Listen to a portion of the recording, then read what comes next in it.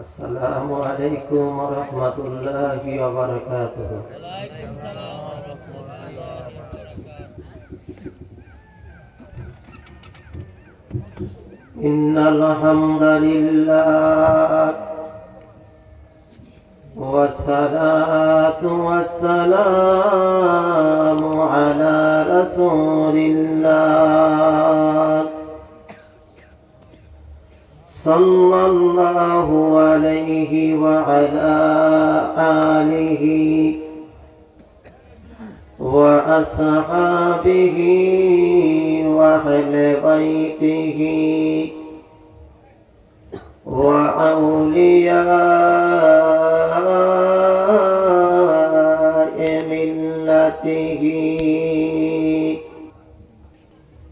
وعلماء أهل سنة أجمعين. أما بعد فأعوذ بالله من الشيطان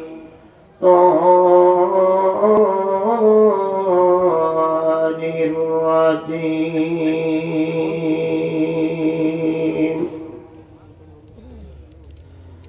بسم الله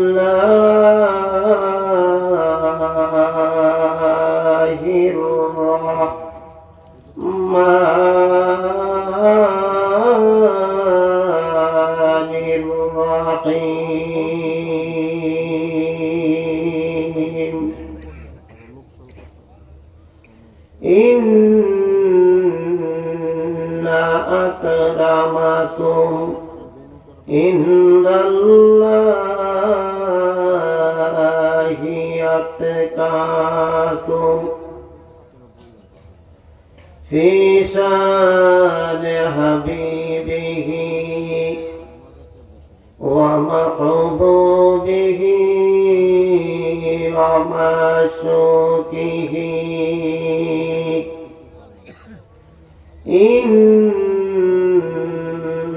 الله وملائكته يصلون على النبي يا أيها الذين آمنوا صلوا عليه وسلموا تسليما.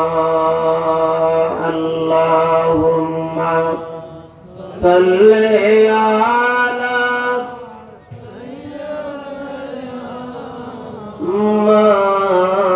مولانا محمد وعلى آل سيدنا.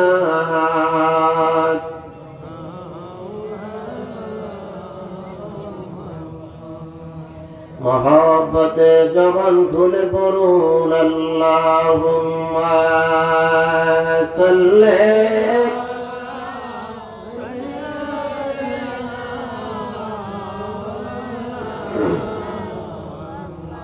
وعلى آل سيدنا.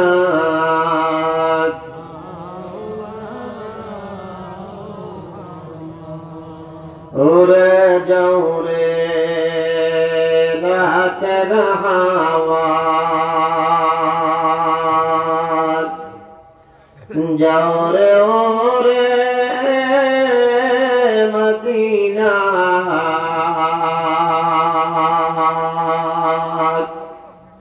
مدر درود پہنچ دیا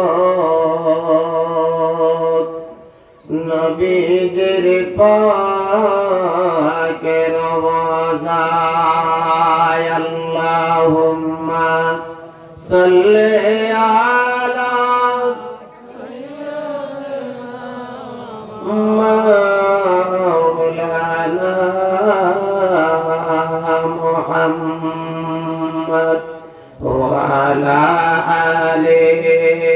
سيدنا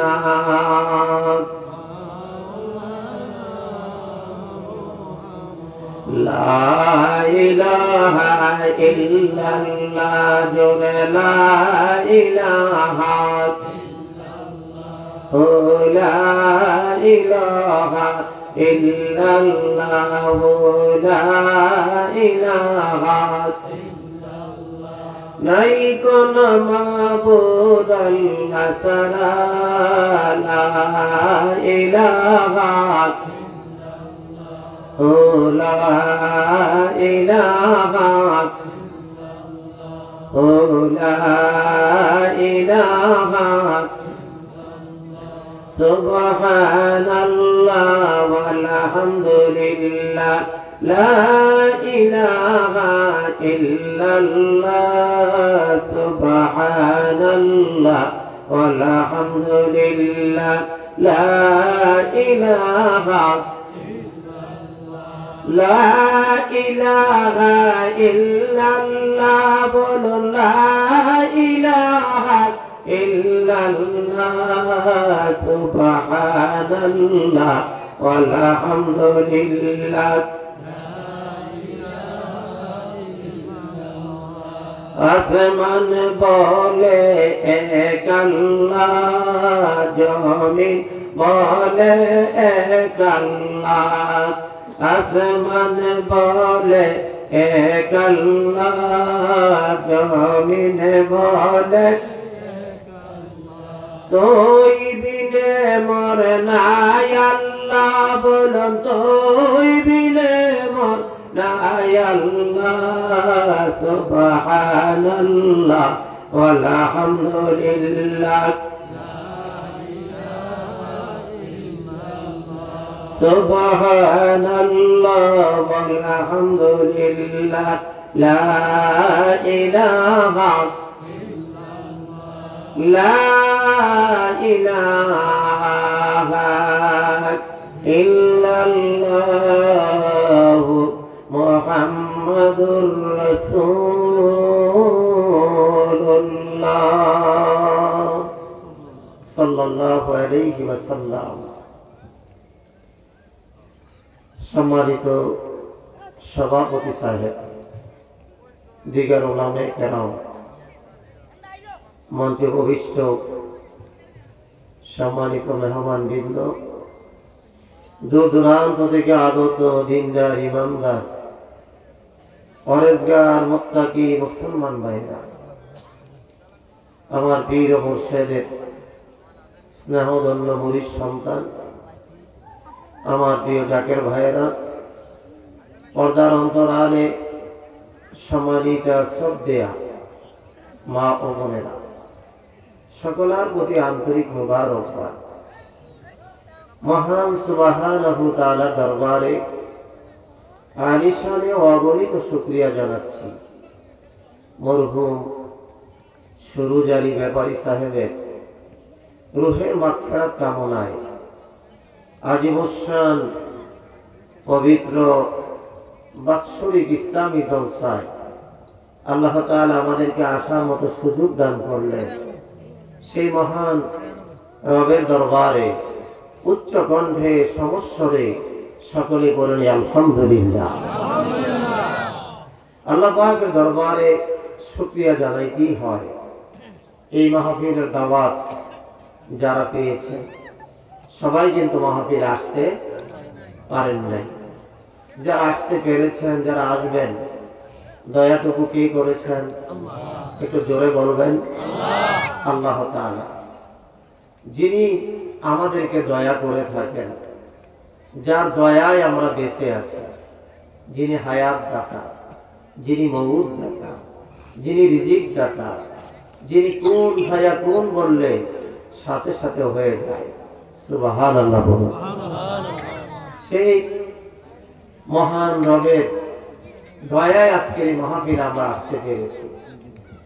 আল্লাহ তাআলা কোরআনুল কারীমের মধ্যে বলেছেন ওয়া কানা বিল মুমিনিনা রহিমা। আল্লাহ তাআলা বলেছেন আমি আল্লাহ দয়াশীল। ওয়া কানা বিল মুমিনিন, তাদের জন্য আমি আল্লাহ দয়াশীল। যারা হলো মুমিন, তাদের উপরে আমি আল্লাহর দয়ার নজর, সুবহানাল্লাহ বলে। আল্লাহ তাআলার দয়ার নজর ছাড়া এই মাহফিলে কেউ আসতে পারে না, পারবেন না। যারা এসেছেন, যারা আসবেন, প্রত্যেকে আল্লাহ পাকের দয়া প্রাপ্ত। আল্লাহ পাক আমাদেরকে সৃষ্টি করেছেন তার ইবাদতের জন্য। আল্লাহ তাআলা বলেছেন লিয়াবুদু, তোমরা আমার দাসত্ব করবা, আমার গোলামি করবা। তো দাসত্ব কেমনে করবেন, গোলামি কেমনে করবেন? আল্লাহ তাআলা বলেছেন মা আতাকুমুর রাসূল ফাকুযুহু ওয়া মা নাহাকুম ফান্তাহু। আমার রাসূল তোমাদের জন্য যাহা আনয়ন করেছে তা তোমরা গ্রহণ করো।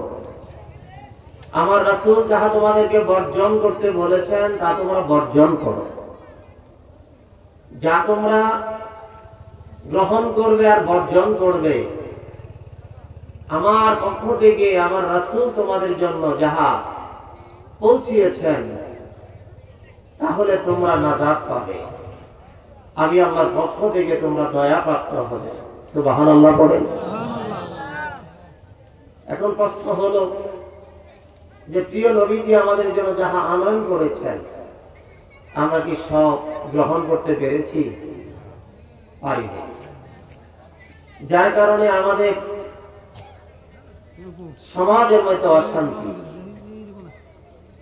আমাদের রাষ্ট্রে অশান্তি, আমাদের পরিবারে অশান্তি।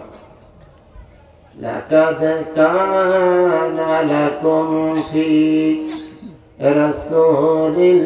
রাসূলিল্লাহি উসওয়াতুন হাসানাহ। আল্লাহ বলেছেন গ্রহণযোগ্য উত্তম আদর্শ হলো তোমাদের জন্য রাসূল পাক সাল্লাল্লাহু আলাইহি ওয়াসাল্লাম। উত্তম নমুনা, উত্তম নমুনা আল্লাহ বলেছেন যে নমুনার মতো নমুনা নাই, যে আদর্শের মতো আদর্শ নাই। কিন্তু সেই আদর্শ আমাদের অনেকের কাছে ভালো লাগে না। বলে হুজুর নামাজ পড়বো, ঠিক আছে, কিন্তু পূর্ণ জীবন রাসূল পাকের আদর্শ মতো পরিচালনা করতে আমরা পারবো না, এটা কঠিন। না রে বাবা না, এটা কঠিন না। যখন আপনি নিয়ত করবেন ইন্নামা আমালু বিন্নিয়াত, আপনি নিয়ত করবেন, আল্লাহ তাআলা ওই নিয়তের উপরে আপনাকে বরকত দিয়ে দিবে। নিয়ত আপনাকে করা লাগবে। আপনি যদি শোয়ার সময় নিয়ত করেন যে আমি আজকে ফজর নামাজ পড়ব না, আপনি দেখবেন উঠতে পারবেন না।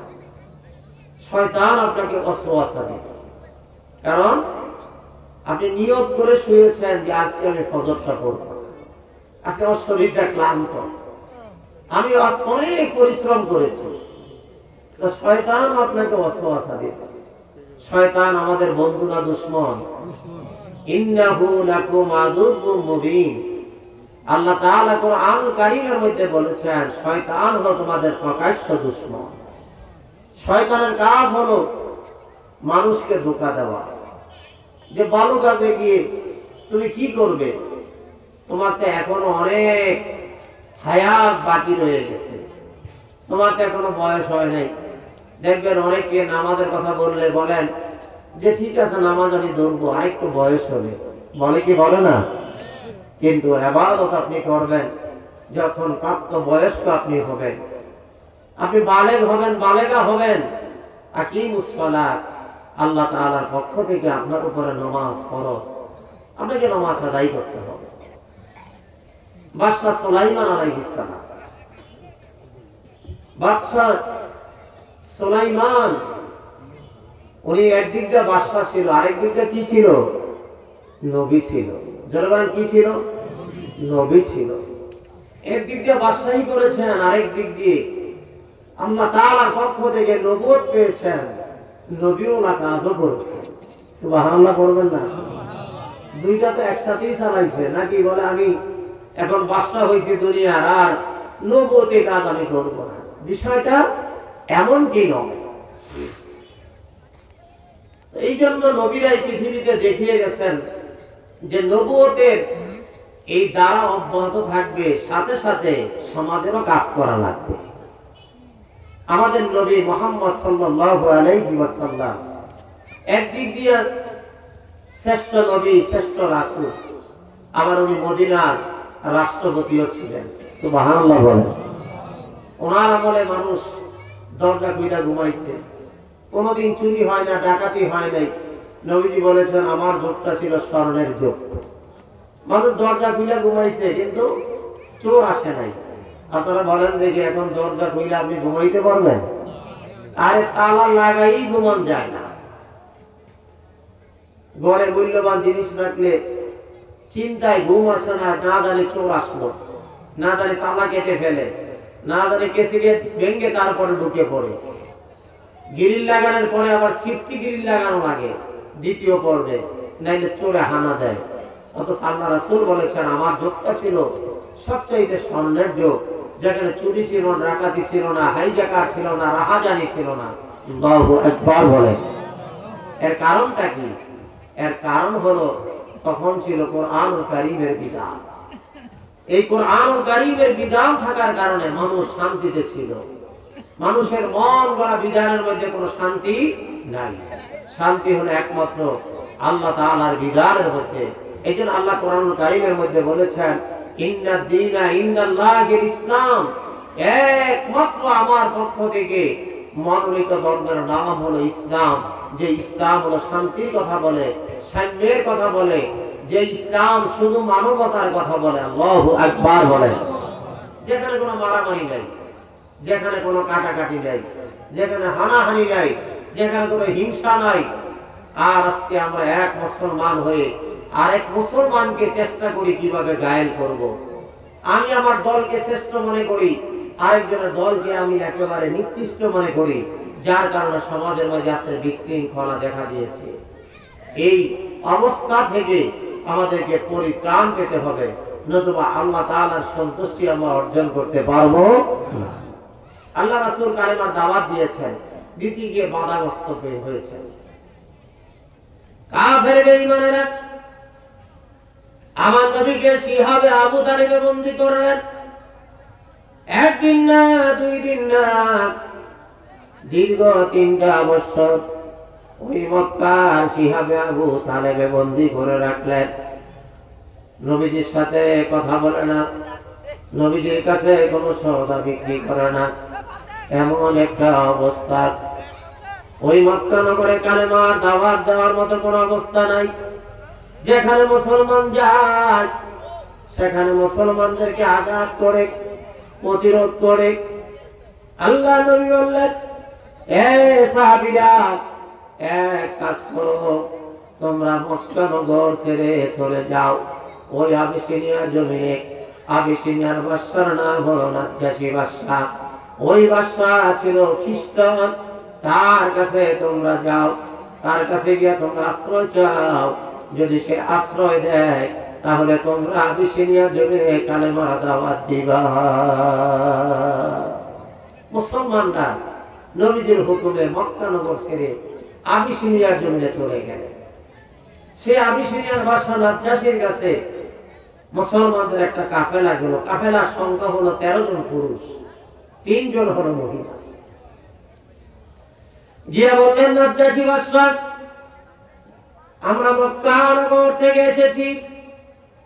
আমাদের মক্কা নগরে একজন নবী এসেছে, যিনি এক আল্লাহর কথা বলেন, যিনি নামাজের কথা বলেন, যিনি বহু গুনার পূজা বাদ দিয়া এক আল্লাহর ইবাদত করার কথা বলে। আমরা যখন সেই কালেমার দাওয়াত কবুল করেছি, আমরা যখন সেই দাওয়াত দেই, আমাদের উপর অত্যাচার হয়, জুলুম হয়, নির্যাতন হয়।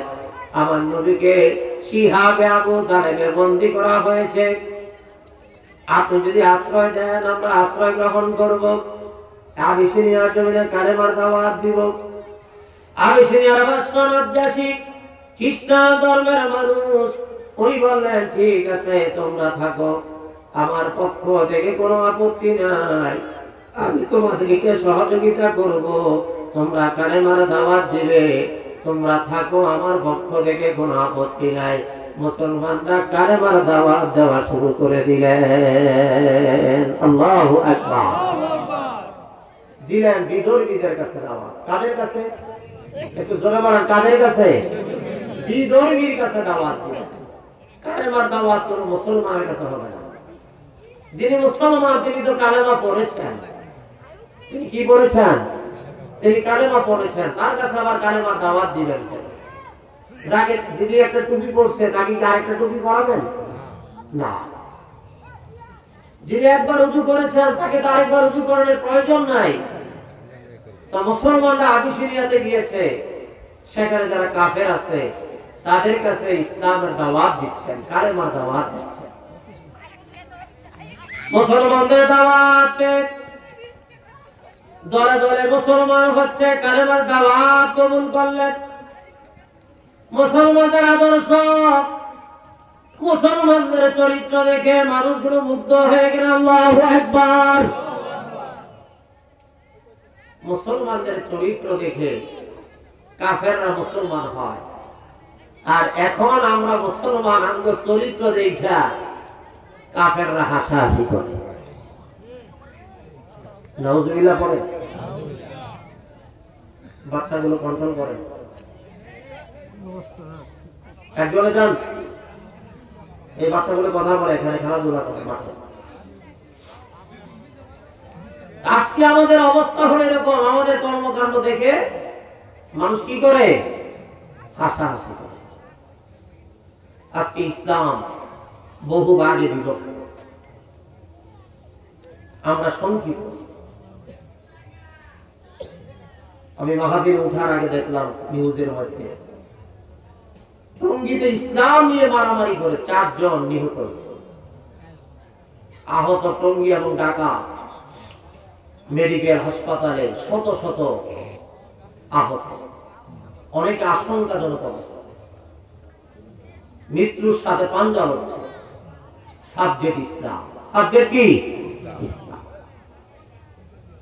আল্লাহ বলেছেন আকিমুস সালাত, নামাজ যেমনি ফরজ, ওয়াতুজ যাকাত, ধনী ব্যক্তিদের জন্য যাকাত যেমন ফরজ, কুতিবা আলাইকুমুস সিয়াম, মাহে রমজানে রোজা রাখা যেমনি করে ফরজ।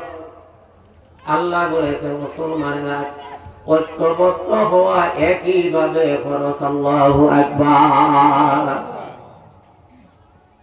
ওয়াতাসিমু বিহাবিল্লাহি জামিআন ওয়া লা তাফাররাকু। আল্লাহ বলেন তোমরা বিচ্ছিন্ন হও না, তোমরা বিক্ষিপ্ত হও না, তোমরা ঐক্যবদ্ধ হও। আমি আল্লাহ রজ্জুকে শক্ত করে ধরে রাখো। আল্লাহ বলছেন তোমরা মুসলমান হইয়া পরস্পর ঝগড়া বিবাদ করো না। তোমাদের আগে বহু মুসলমান এইভাবে ঝগড়া করে তারা বিনষ্ট হয়ে গেছে, ক্ষতিগ্রস্ত হয়ে গেছে। তোমরা মুসলমান ঐক্যবদ্ধ হও, ঐক্যবদ্ধ হয়ে আমার রজ্জুকে তোমরা শক্ত করে জড়িয়ে ধরে রাখো। আল্লাহর হুকুম যখন আমরা ভুলে গেছি তখন আমাদের উপর একের পর একে গজব আসতেছে। মুসলমান দাওয়াত দিলেন, কাফেররা দাওয়াত কবুল করলেন, দলে দলে মুসলমান হয়। দেখতে দেখতে একটা মাস পার হয়ে গেল। এইবার মুসলমানের সংখ্যা বাড়তে বাড়তে 100 মুসলমান হয়ে গেছে। যেখানে গিয়েছিল 13 জন পুরুষ আর 3 জন হলো মহিলা, তাহলে 16 জনের একটি কাফেলা, সেখানে হয়ে গেল 100-র মতো। এ মুসলমান ভালো করে শুনে রাখেন, মুসলমানের আদর্শ কিরকম ছিল, মুসলমানের চরিত্র কিরকম ছিল, আর আজকে আমরা কেমন মুসলমান হয়ে গেলাম। এইবার আবিসিনিয়ার জমিনে আবু জাহেল 2 জন লোক পাঠাইলেন, সাথে কিছু উপঢৌকন দিলেন, হাদিয়া দিয়া বললেন যাও যাও আবিসিনিয়ার বাদশা নাজ্জাশীকে বলবা আমাদের দেশে কিছু মানুষ আছিল বিশৃঙ্খলা করে, তারা ওই আবিসিনিয়াতে যাইয়া বিশৃঙ্খলা করবে। বাদশাকে অ্যালার্ট করে দাও, বাদশাকে বলে দাও যদি তাদেরকে জায়গা দেয় তাহলে খুব একটা ভালো হবে না। নাজ্জাশী বাদশা উনি এই কথাগুলো শুনলেন। আবু জাহেলের পক্ষ থেকে দুইজন প্রতিনিধি এই কথা যখন বললেন, মুসলমানদের দলপতি, মুসলমানদের দলনেতা সম্পর্কে নবীজির চাচা নাম হলো হযরত জাফর রাদিয়াল্লাহু তাআলা আনহু, উনি ওনাকে ডেকে পাঠালেন। জাফর রাদিয়াল্লাহু তাআলা আনহু গেলেন, যাওয়ার বললেন বাদশা হুজুর কেন ডেকেছেন? বললেন ডেকেছে এই কারণে তোমরা নাকি মক্কা নগরে বিশৃঙ্খলা করেছো, ওই মক্কা নগরে বিশৃঙ্খলা করার কারণে ওখান থেকে তোমাদেরকে বের করে দিয়েছে। এখন তোমরা আমার এই দেশে আসলা, এখানে এসে তোমাদের ধর্মের দাওয়াত দাও।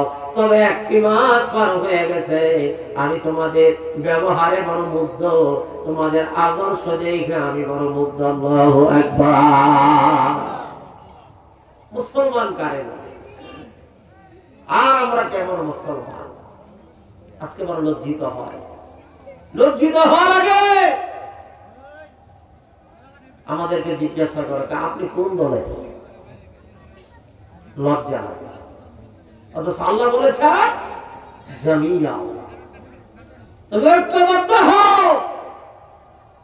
আমরা বিভিন্ন ফেরকায় বিভক্ত হয়ে পড়েছি। এবার আবিসিনিয়ার বাদশা নাজ্জাশী বললেন,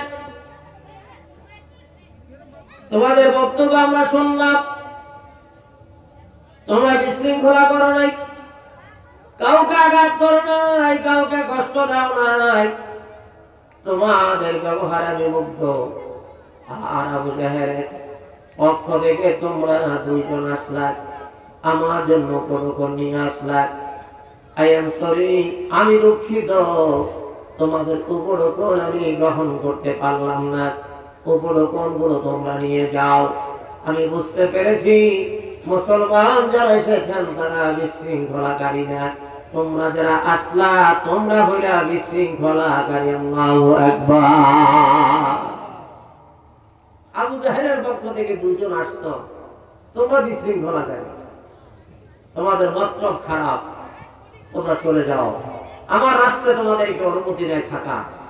আর উপটোকন যা দিছ এগুলি ফেরত দিয়ে দিলাম। আমি দুঃখিত, আমি এটা গ্রহণ করতে পারলাম। মুসলমানদের ইতিহাস শুনে রাখেন, নবী তো মক্কা থেকে মদিনায় হিজরত করছেন। এই হিজরতের অনেক আগের ঘটনা এটা। নবী যখন আবু তালিবে শিহাবে আবু তালিবে বন্দী অবস্থায়, তখন মুসলমানদের প্রথম হিজরত হল আবিসিনিয়াতে।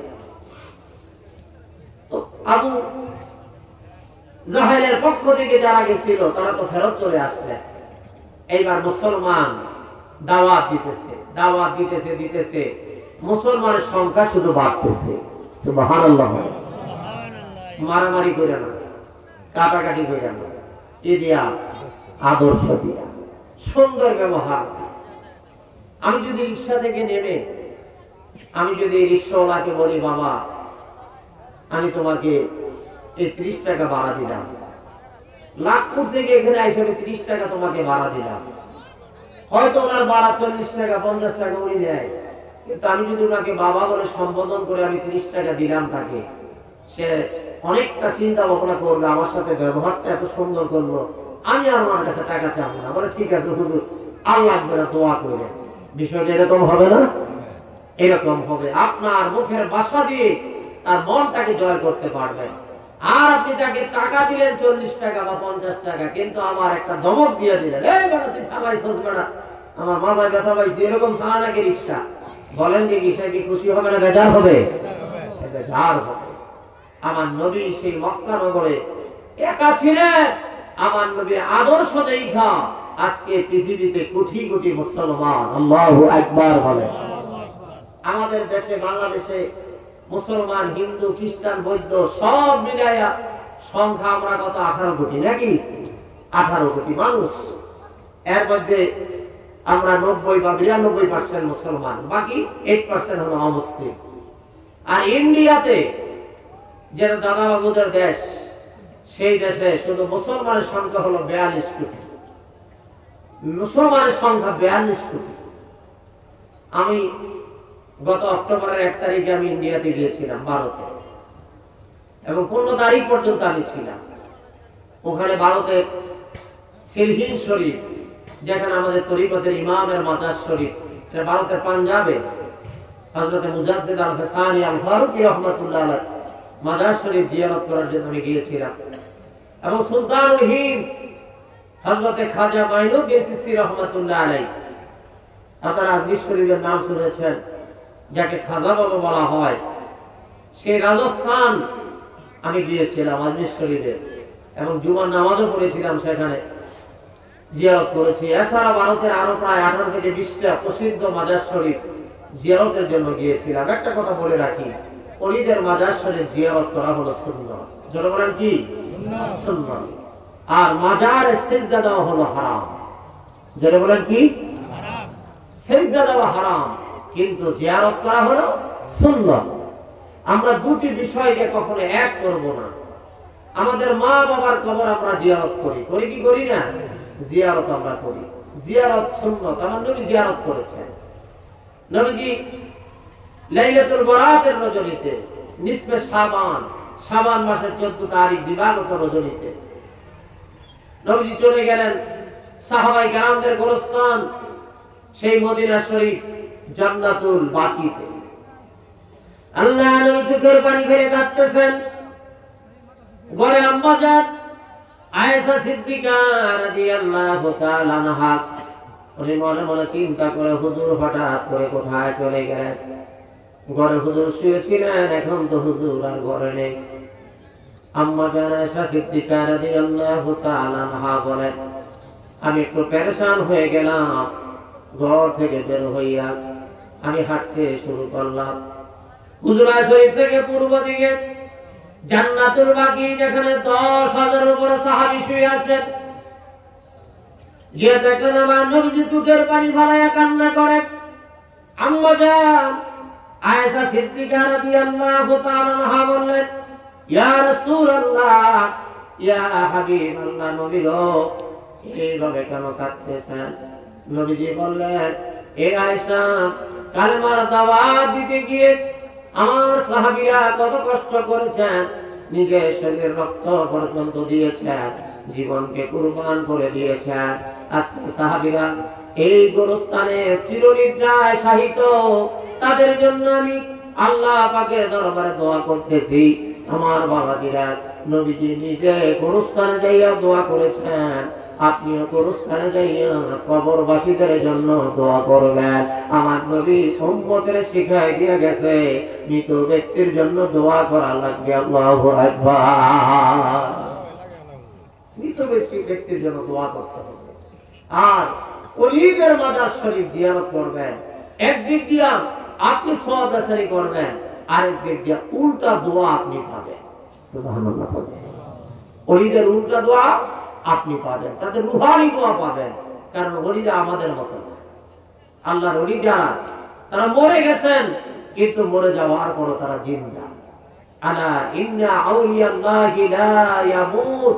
সাবধান, ওলি যারা, তাদের মৃত্যু নাই। যেমন নবীরা, নবীদের শরীয়তে মৃত্যু হয়েছে, কিন্তু নবীরা এখনো পর্যন্ত আপন আপন মাজারে কবর জিন্দা অবস্থায় আছে। সুবহানাল্লাহ পড়বেন না? এটা কি বিশ্বাস হয় আপনাদের?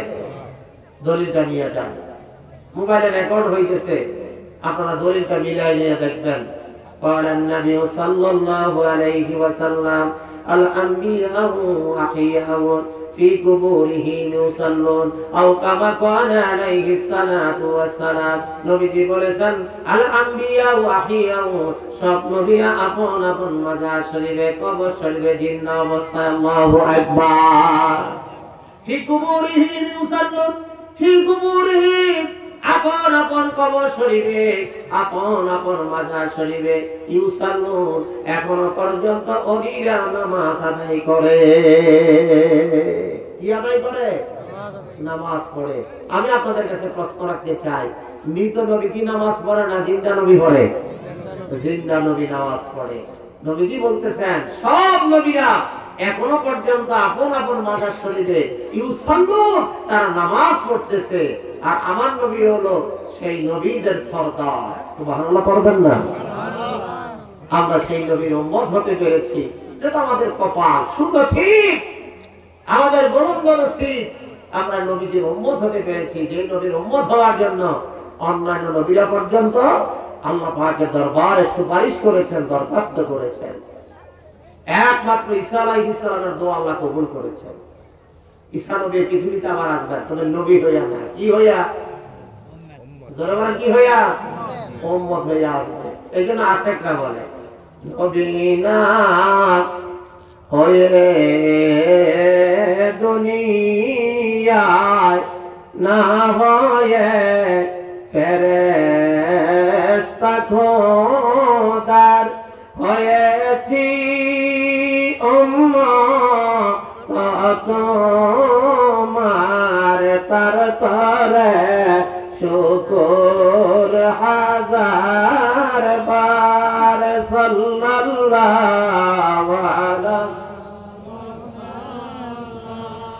সাল্লাল্লাহু আলাইহি ওয়াসাল্লাম। সাল্লাল্লাহু আলা মুহাম্মাদ সাল্লাল্লাহু আলাইহি। কেমন নবীর উম্মত আমরা হয়েছি, যেই নবীর উম্মত হওয়ার জন্য নবীরা তাদের নবুয়ত বলেছেন আল্লাহ তুমি ক্যান্সেল করে দাও, আমি নবী হতে চাই না, আমি আখিরি নবীর উম্মত হতে চাই। সুবহানাল্লাহ বলবেন না? কিন্তু আমাদের মধ্যে সেই রকম অনুভূতি জাগ্রত হয় না। এর কারণ কি জানেন? বাবা কাশ্মীরি শাল কিনে দিছে, শালের দাম তো অনেক। একটা ভালো কাশ্মীরি শাল কিনলে 10,000 টাকা নিছে, আপনি কিনতে পারবেন না বর্তমান বাজারে। আমি তো ইন্ডিয়ার কলিকাতাতে দেখছি ঘুরা, যেটা একেবারে শাল ঘর কাশ্মীরের, যেখানে 1 নম্বর শাল বিক্রি হয়, ওটাতে আমি গেছি। আমি নিজেও একটা শাল কিনছি ওখান থেকে, আমি দেখেছি সেখানে শালের দাম কত। এখন এক ভদ্রলোক জুতা মোছে শাল দিয়া, রাস্তা দিয়ে একজনে যায়, তো কি তুমি কাশ্মীরি এত দামি শাল দিয়া জুতা মুছতেছো, কারণটা কি? কারণ বুঝি না। এই কাশ্মীরি শালটা আমার বাবাই কিনা দিছে, যত টাকা দিয়ে কিনুক এটার মূল্য আমার কাছে খুব একটা বেশি না, কারণ বাবা কষ্ট করছে, আমি তো আর কষ্ট করি না। কিন্তু জুতাটা আমার টাকা দিয়া কিনা, এই কারণে এটার মর্ম আমার কাছে বেশি।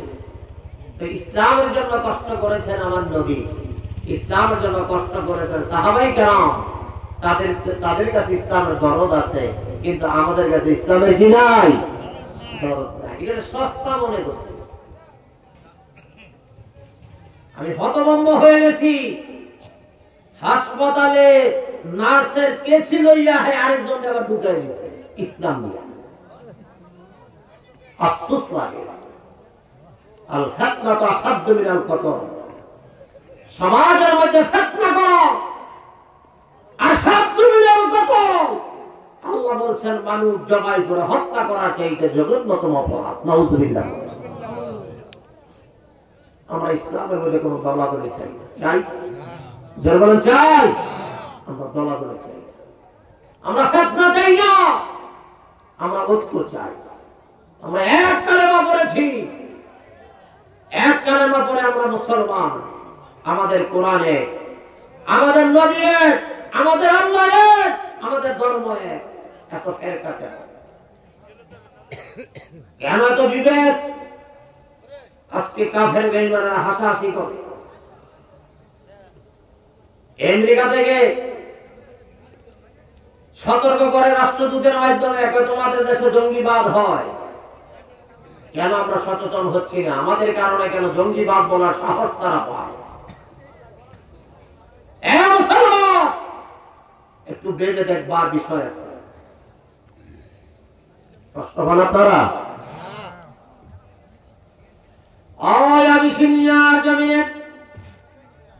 মুসলমানেরা কালেমার দাওয়াত দেয়, দেখতে দেখতে মুসলমানের সংখ্যা শত শত হয়ে গেল। যেখানে গিয়েছিলেন 13 জন পুরুষ আর 3 জন হলো মহিলা। তার মানে হলো যেখানে পুরুষ থাকবে পাশাপাশি মহিলারাও থাকবে, পুরুষও থাকবে মহিলারাও থাকবে, পর্দা সহকারে থাকবে। আপনি বাদ করার কে? মানে মহিলারা যায় কেন ওয়াজে? মহিলারা ওয়াজে না গেলে ওনারা শিখবে কেমনে দিন? দিন শিখতে হলে ওয়াজ আসতে হবে। তাদের জন্য পর্দার ব্যবস্থা করা লাগবে, পর্দা সহকারে তারা আসবে। এখন তারা বাজারে যায়, বন্দরে যায়, তারা মার্কেটে যায়, সব জায়গায় যায়। কেউ যায় কি যায় না? এটা নিষেধ করবেন না। হজে তাকে যাওয়া লাগবে, ওমরায় তাকে যাওয়া লাগবে। এই জন্য পীরের দরবারও যাবে। কথা বুঝেন তো আমার? নবী উহুদের ময়দানে শহীদ হয়ে গেছে, এই খবরটা যখন ছড়ায় গেল, একজন মহিলা পাগলের মতো দৌড়াইতেছে, বাতাসে চুলগুলো এলোমেলো। ওদের মধ্যে একজন সাহাবীর সাথে সাক্ষাৎ হয়ে গেলেন। সাহাবী বললেন, এ মহিলা, তুমি কোথায় যাচ্ছ দৌড়াইয়া? বলে, উহুদের ময়দানে যাচ্ছি। উহুদের ময়দানে তুমি যে যাচ্ছ, তুমি কি খবর রাখো না তোমার যে দুইটা সন্তান ছিল, ওই সন্তান দুইটা উহুদের ময়দানে ইন্তেকাল করেছে? মহিলা বললেন, কে শহীদ হয়েছে আমি শুনতে চাই না, আমি শুধু জানতে চাই আমার নবীজি কেমন আছে। ওই মহিলা দৌড়াতে দৌড়াতে উহুদের ময়দানে হাজির হয়ে গেলেন। সাহাবা কর্তৃক বেষ্টন কিন্তু নবীজি ওই সাহাবীদেরকে সরাইয়া নবীজির কথা মুবারকে মহিলা চলে গেলেন। ফাদাকা বিউম্মি ইয়া রাসূলুল্লাহ, নবী গো, আমার মা বাবা আপনার কদমে কুরবান আছে। ও নবী, আমার দুইটা সন্তান এই দুনিয়া থেকে বিদায় নিয়ে চলে গেছে। আমার মনে কোনো কষ্ট নাই, আমার মনে কোনো দুঃখ নাই। নবীজি বেঁচে আছেন, আমার জীবনের চরম সান্ত্বনা। আমি কোন সাধনে পাইব তোমায় গো নবীজি, কোন সাধনে পাইব তোমায়? আমি কোন আমলে পাইব তোমায় গো নবীজি, কোন আমলে পাইব? নবীরা কাহালিয়ার দেশে, মা খাদিজার দেশে। নবীরা কাহালিয়ার দেশে, মা খাদিজার দেশে। ছাগল চরাইতেন মুস্তাফায় গো নবীজি, কোন সাধনে পাইব তোমায়? আমি কোন আমলে পাইব তোমায় গো নবীজি, কোন আমলে পাইব? নবী ছাগল চরাইতে যাইতে, মরুভূমিতে বসিতে। নবী ছাগল চরাইতে যাইতে, মরুভূমিতে বসিতে। মেঘমালা ছায়া দিত গায় গো নবীজি, কোন সাধনে পাইব তোমায়? আমি কোন আমলে পাইব তোমায় গো নবীজি, কোন আমলে পাইব? মহিলা বলতেছেন, হুজুর আপনি বেঁচে আছেন, এটা আমার জীবনের চরম সান্ত্বনা। ঈসা আলাইহিস সালাম এই পৃথিবীতে যত পুরুষ আল্লাহ পাঠাইছে, আমার নবীর পরে ঈসা আলাইহিস সালামের রূপ সবচাইতে সুন্দর ছিল। সুবহানাল্লাহ বলেন। ঈসা আলাইহিস সালামের রূপ দেখে মিশরের মেয়েরা আনার ফল কাটতেছিল। ঈসা আলাইহিস সালাম সামনে দিয়ে হাইটা যাইতেছে, ওনার রূপ দেখা ঈসা আলাইহিস সালাম সেই রূপে পাগল হইয়া আঙ্গুল কেটে ফেলেছে আনারের পরিবর্তে। সুবহানাল্লাহ বলবেন না? এত সুন্দর পুরুষ ছিল ঈসা আলাইহিস সালাম। আম্মা জান আয়েশা সিদ্দিকা বলেন, হে দুনিয়ার মানুষ,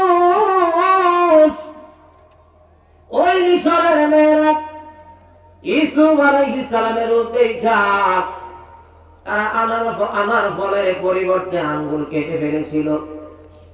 আমার নবীর রূপ যদি ওই মিশরের মেয়েরা দেখত,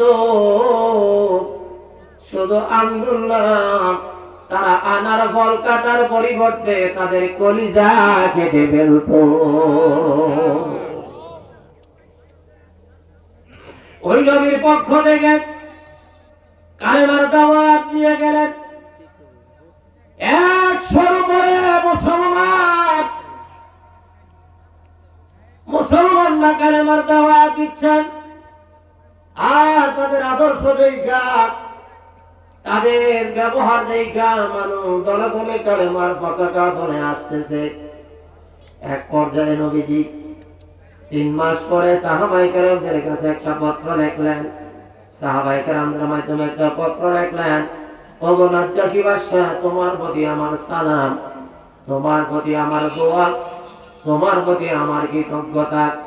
দূর দিনে মুসলমানদেরকে তুমি জায়গা দিলে, যখন মক্কাতে কাফের বেঈমানেরা কালেমার দাওয়াত দিতে যায় না, তখন মুসলমানদেরকে তুমি দাওয়াত দেওয়ার জন্য সময় করে দিলে, জায়গা করে দিলে। তোমার প্রতি আমার কৃতজ্ঞতা। তবে ছোট্ট একটা দাবি, যদি সম্ভব হয় কালেমা পড়ে মুসলমান হয়ে যাইবা। চিঠি সর্বশেষ দাওয়াতটা দিলেন, কালেমার দাওয়াত। আর আগে কি করলেন? কৃতজ্ঞতা প্রকাশ করলেন। আজকের এই মাহফিলটা 18তম না 22তম আজিমুসান ইসলামী জলসা। এই জলসা যিনি শুরু করেন প্রথম, তিনি শুধু একজন ব্যক্তি নয়, উনি একজন প্রতিষ্ঠান। নাম মরহুম সুরুজ আলী ব্যাপারী সাহেব। এই ব্যাপারী সাহেব একজন আশেকে খাজা ছিলেন, একজন আশেকে রাসূল ছিলেন। এই খামার শিমুলি এলাকায় যারা বসবাস করেন, নতুন প্রজন্মের অনেকে হয়তো তাকে আস্তে আস্তে ভুলে যাচ্ছেন, তার কথা অনেকের হয়তো স্মরণও নাই।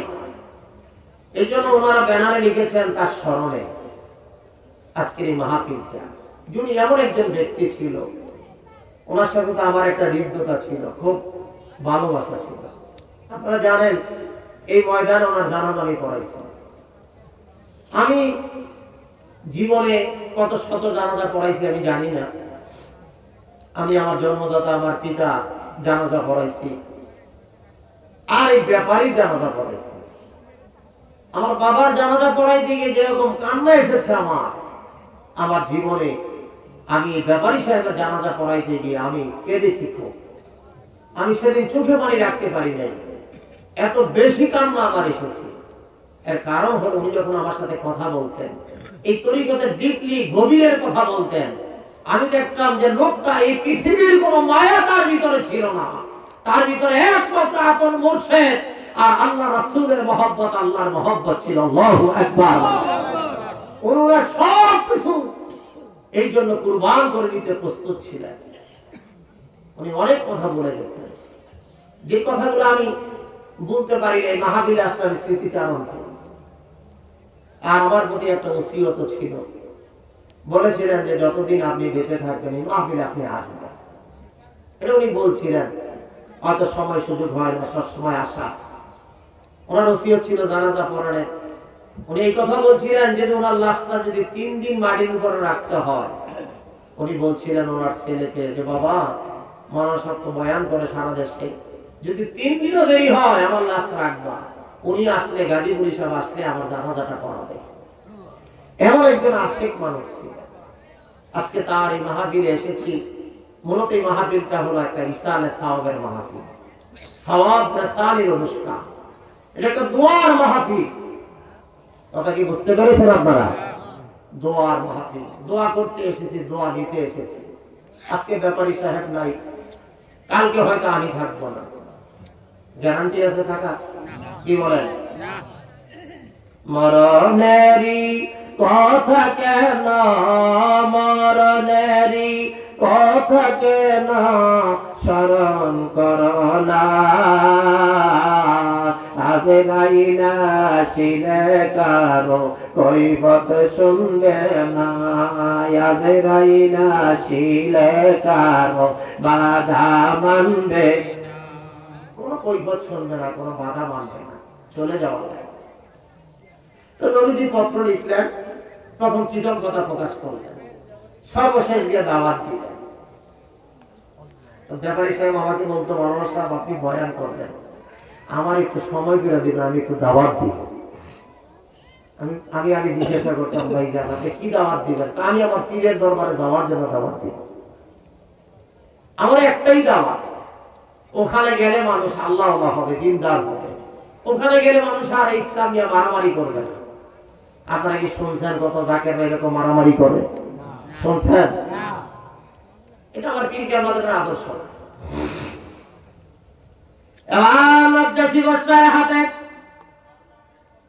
3 মাস পরে পত্রটা দেওয়ার পরে এই পত্রটা যখন পাঠ করলেন, ওনার মনটা নরম হয়ে গেল। মানুষটা তো খ্রিস্টান ধর্মের, কিন্তু দাওয়াত পেয়ে গেলেন কালেমা।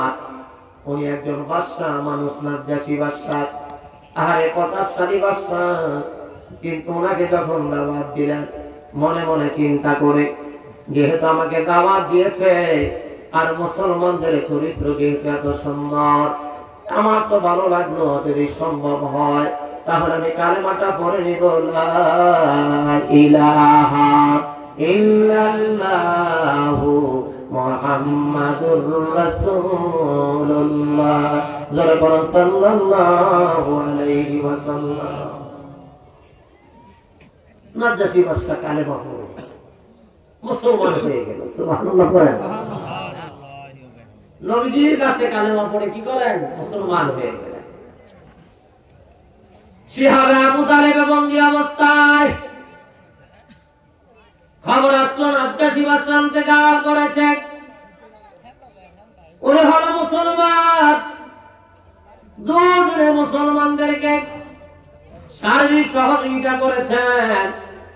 যেরকম ব্যাপারী বাড়ি রাঙ্গিনায় মাহফিল হয়, এই এলাকার মানুষগুলো সহযোগিতা করে, তাদের সহযোগিতায় কিন্তু মাহফিল হয়।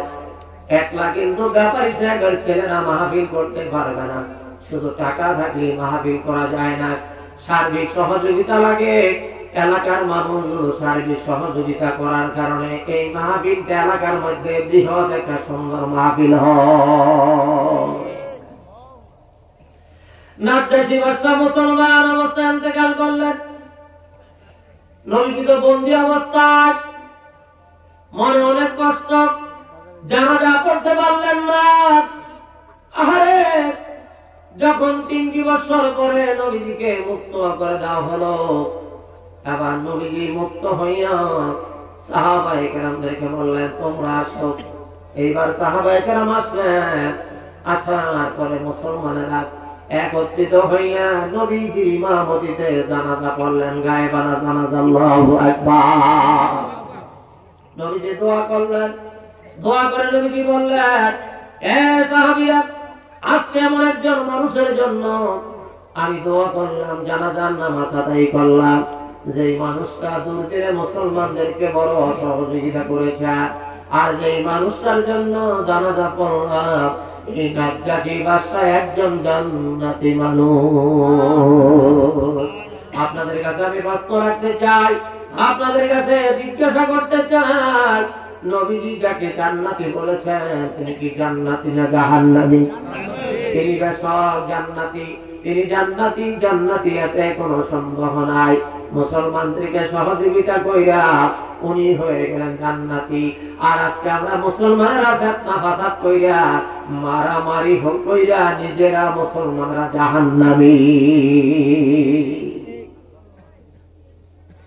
এই কারণে সুফিজম, এই সুফিবাদে যারা বিশ্বাসী, তারা অনেকে নির্জনে চলে গেছেন। যেমন ইমাম হুসাইন রাদিয়াল্লাহু তাআলাকে যখন শহীদ করা হলো, ওনাকে শহীদ করার পরে ইমাম জয়নাল আবদিন একমাত্র বংশের মধ্যে বেঁচে ছিলেন। ওনাকে কিন্তু বলা হয়েছিল যে আপনি ক্ষমতার মস্তদে আবার বসেন, কিন্তু ইমাম জয়নাল আবদিন উনি কিন্তু আর ক্ষমতা নেন নাই।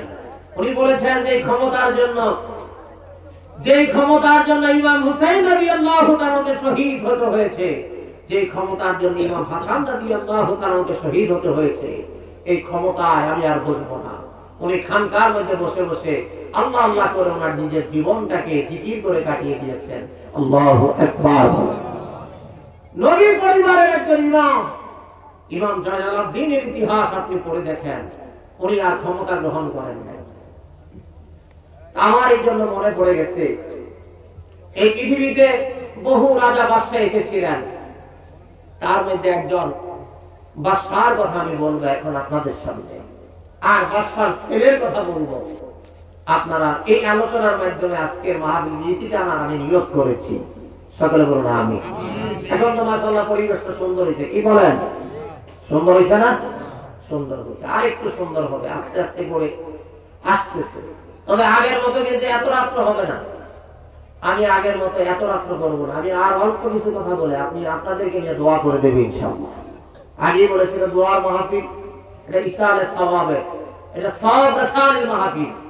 এখানে ঘন্টার পর ঘন্টা ওয়াজ কইয়া আমাদেরকে কষ্ট দিয়া আমার খুব লাভ হবে আমি মনে করি না। কনকনে শীত চলতেছে, কান ঠান্ডা হয়ে যায়, আমি কথা বলি তাই আমার শরীর গরম হয় না, আর আপনারা শুনতেছেন বসে বসে মাটিতে, আপনাদের কষ্ট আরো বেশি হইতেছে।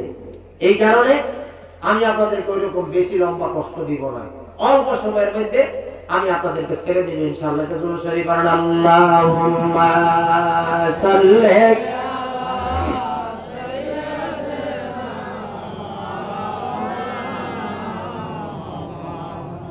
ওয়ালা আলি সাইয়্যিদিনা।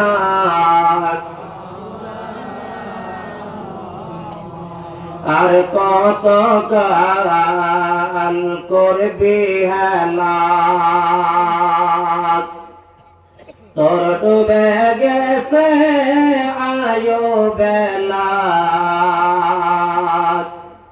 পরশে রে খেলা দোলা, মোহাম্মদ ইয়া রাসূলুল্লাহ।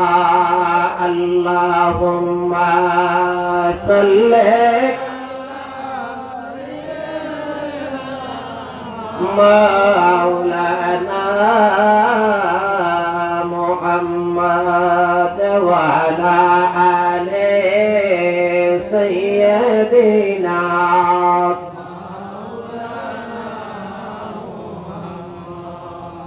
বাদশার একটা ছেলে ছিল, নাম 16 বছরের একটা ছেলে।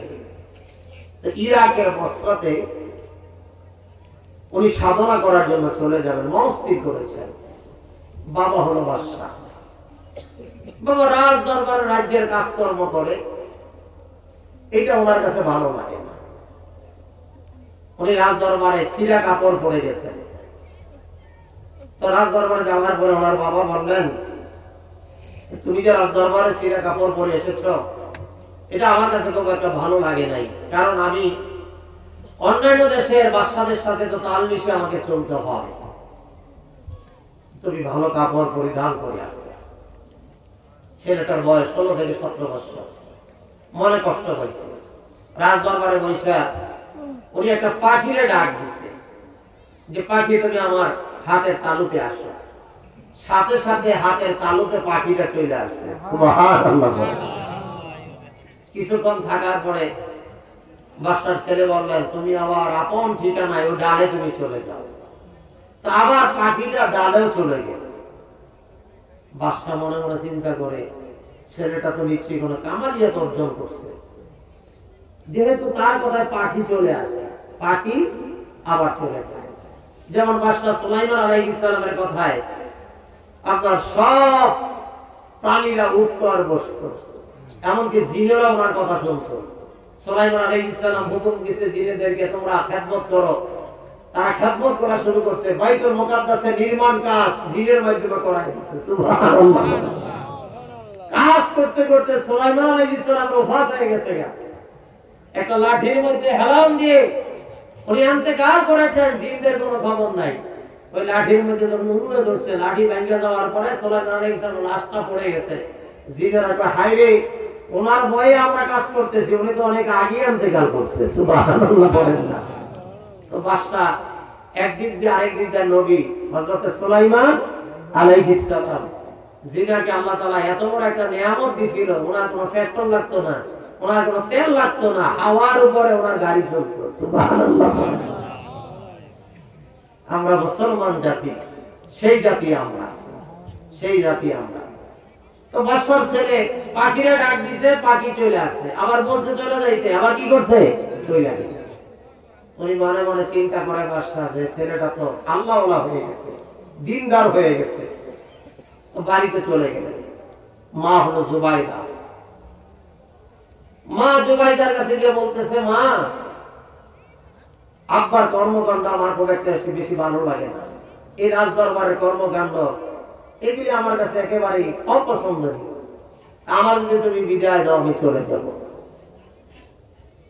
বিবি জুবাইদা একজন মহিলা, মা বোনদেরকে বলছি, উনি বাদশার স্ত্রী, কিন্তু ইসলামের জন্য কেমন খেদমত করেছেন। মক্কা নগরে যারা যাবেন গিয়ে দেখবেন একটা নহর আছে, নহরে জুবাইদা, নহরে জুবাইদা। আজও পর্যন্ত আপনি গুগলে চার্জ দিয়ে দেখবেন, সে আরব সাগর থেকে উনি নালা কেটে এনেছেন হাজী সাহেবরা হজ করতে গিয়ে, ওনাদের যাতে পানির কোনো কষ্ট না হয় এই খেদমতটুকু উনি করেছেন। আল্লাহু আকবার। এই জুবাইদা ছেলেটি কি বললেন, ঠিক আছে বাবা, তুমি যেহেতু চলে যাইবা, আমি আমার পক্ষ থেকে তোমার একটা আংটি দিব, যখন প্রয়োজন লাগবে আংটিটা বিক্রি করে তুমি প্রয়োজন মিটাইতে পারবা। এইবার বাদশা জুবাইদা, ওই বাদশার স্ত্রী জুবাইদা যখন একটা আংটি দিলেন, ছেলেটা আংটি গ্রহণ করলেন, আর বাড়ি থেকে এক জিল কোরআন শরীফ দিলেন, কোরআন শরীফ তেলাওয়াত করবে। আগের দিন আমরা দেখতাম আর এই কোরআন শরীফ তেলাওয়াত ঘরে ঘরে ছিল, আল্লাহর রহমত ছিল, পানির মধ্যে মাছ হইতো, আকাশ থেকে মিঠা পানি বর্ষণ হইতো।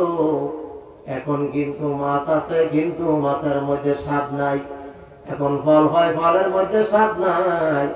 এর কারণটা কি রে বাবা? এখন আমরা কথা বলার আগে মিথ্যা কথা বলার চিন্তা করি। নাউযুবিল্লাহ। আগের দিনের মানুষগুলো বড় ভালো ছিল, আগের দিনের মুরব্বীরা বড় ভালো ছিল, আগের দিনের মানুষগুলো বড় ভালো ছিল, তাদের মধ্যে আদব ছিল, মহব্বত ছিল। কিন্তু এখন কালকের দিনের ছেলেরা আদব নাই, মহব্বত নাই, মুরব্বীদের সামনে সিগারেট টানে। আমার কোনো সমস্যা কোন জায়গায় আমি টানবো? এর গাড়ির মধ্যে পয়সা বিড়ি ধরায়, বয়স মাত্র 20 বছর, মুরব্বীরা কইলে কয় তোমার টাকা দিয়ে খাইনি। এইরকম যদি বলে বেয়াদবি করে, বলেন আল্লাহ রহমত আসবে।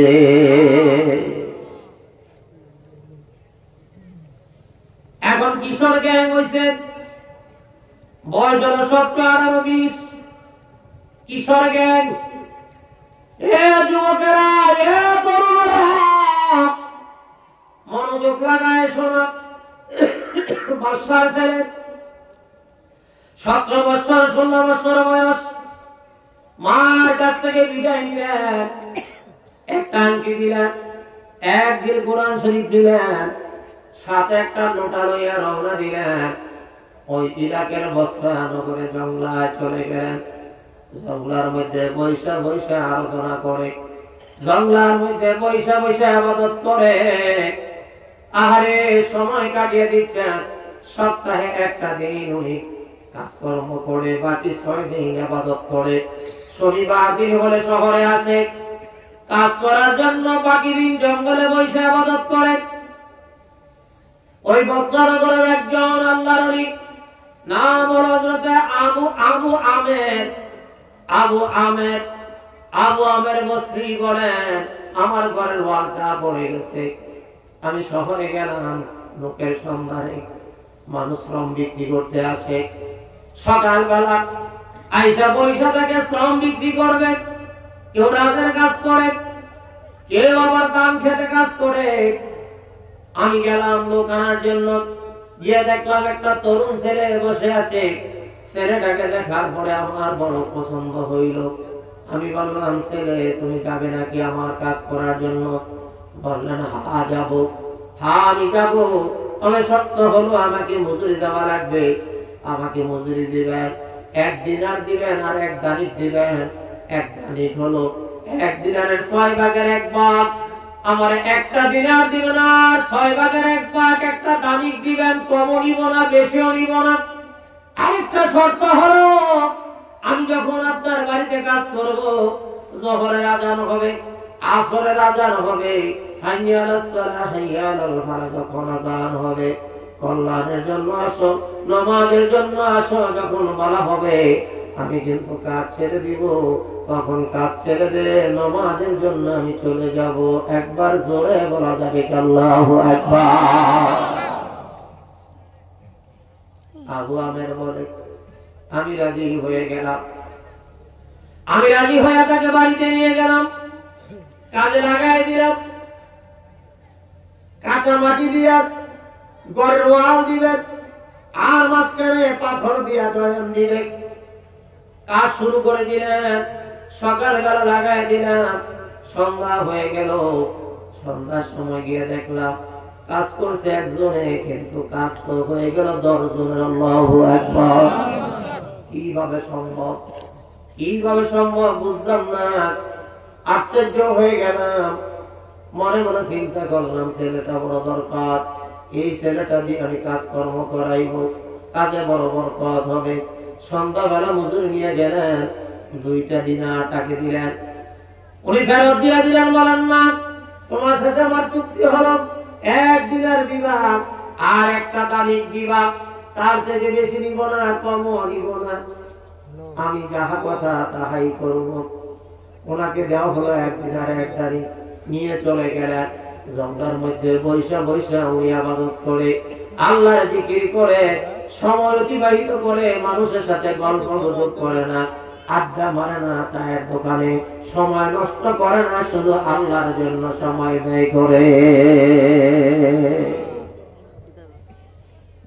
সময় চলে যাচ্ছে। পরের দিন আবার আবু আমের বলে আমি গেছি এই ছেলেটাকে খোঁজার জন্য।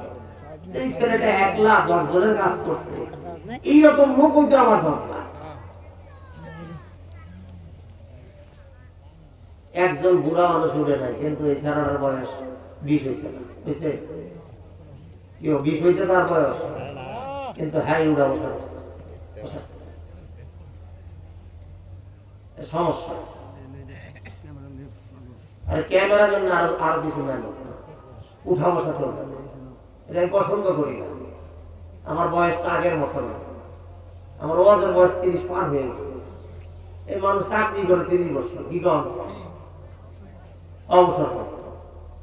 এরপরে যেহেতু বাইরা মহব্বত করে সারা দেশে, এখন আল্লাহর রহমতে ডায়েরি ফুল পুরা, এই পুরা সিজন অনেক সময় কষ্ট হয় কথা বলতে, দাবি বেশি আমার উপর। আমি দেখছি অনেক সিনিয়র বক্তার 1 ঘন্টা কথা বলে, আমার উপর দাবি করবো যারা আপনি 2 ঘন্টা কথা বলতে, অনেক জায়গায় 2.5 ঘন্টা 3 ঘন্টা। এটা বয়সের তো বিষয় আছে। তখন বুঝলাম যে আমার মায়া করে না।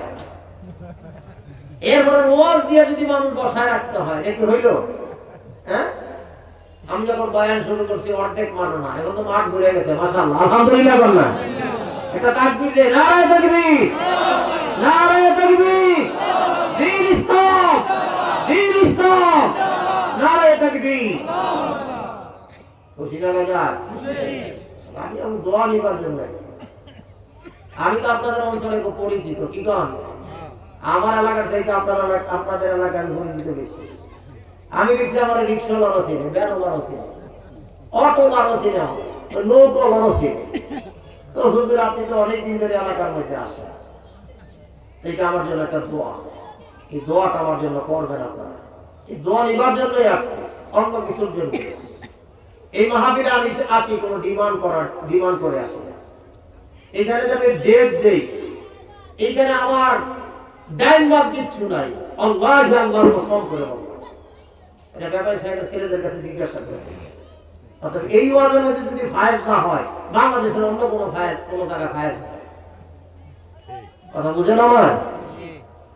শুধুই আল্লাহ রাসূলের মহব্বতে আসি, আর কোনো মহব্বত নেই। ব্যাপারী সাহেবের মহব্বত মানে কি আল্লাহ রাসূলের মহব্বত। কোন কোন জায়গায় তো বাংলাদেশের বহু বক্তা আছে, 1 লাখ আগে না দিলে ওয়াজি করেন, আছে না? আছে না? বলে আগে টাকা না দিলে ওয়াজ কিনছে, আবার টাকা নিয়েও হয় না। এক বছর দেখলাম 3 লক্ষ টাকা নিছে আগে, 3 লক্ষ। হেলিকপ্টারে যাইতে পারে না, হেল্প গেছে বলে জনগণ 3 লক্ষ টাকা অগ্রিম নিছে। চাকরিটারই কথা, কি ওয়াজ করবো আকাশ থেকে না দিলে নাকি? কোরআন হাদিস ছাড়া ওয়াজ করবো আনকমন নাকি? আল্লাহ জানে কি ওয়াজ করবো। আমার মাঝে মাঝে গাজীপুর হিসেবে আনকমন ওয়াজ করেন তো, নতুন নতুন। আমি চিন্তা ভাবনা করলাম যে নতুন ওয়াজটা কি করবো, কোরআন হাদিসে যেটা আছে এটা তো নতুন হবে না, এটা তো আজ থেকে 1450 বছর আগে, তাই না?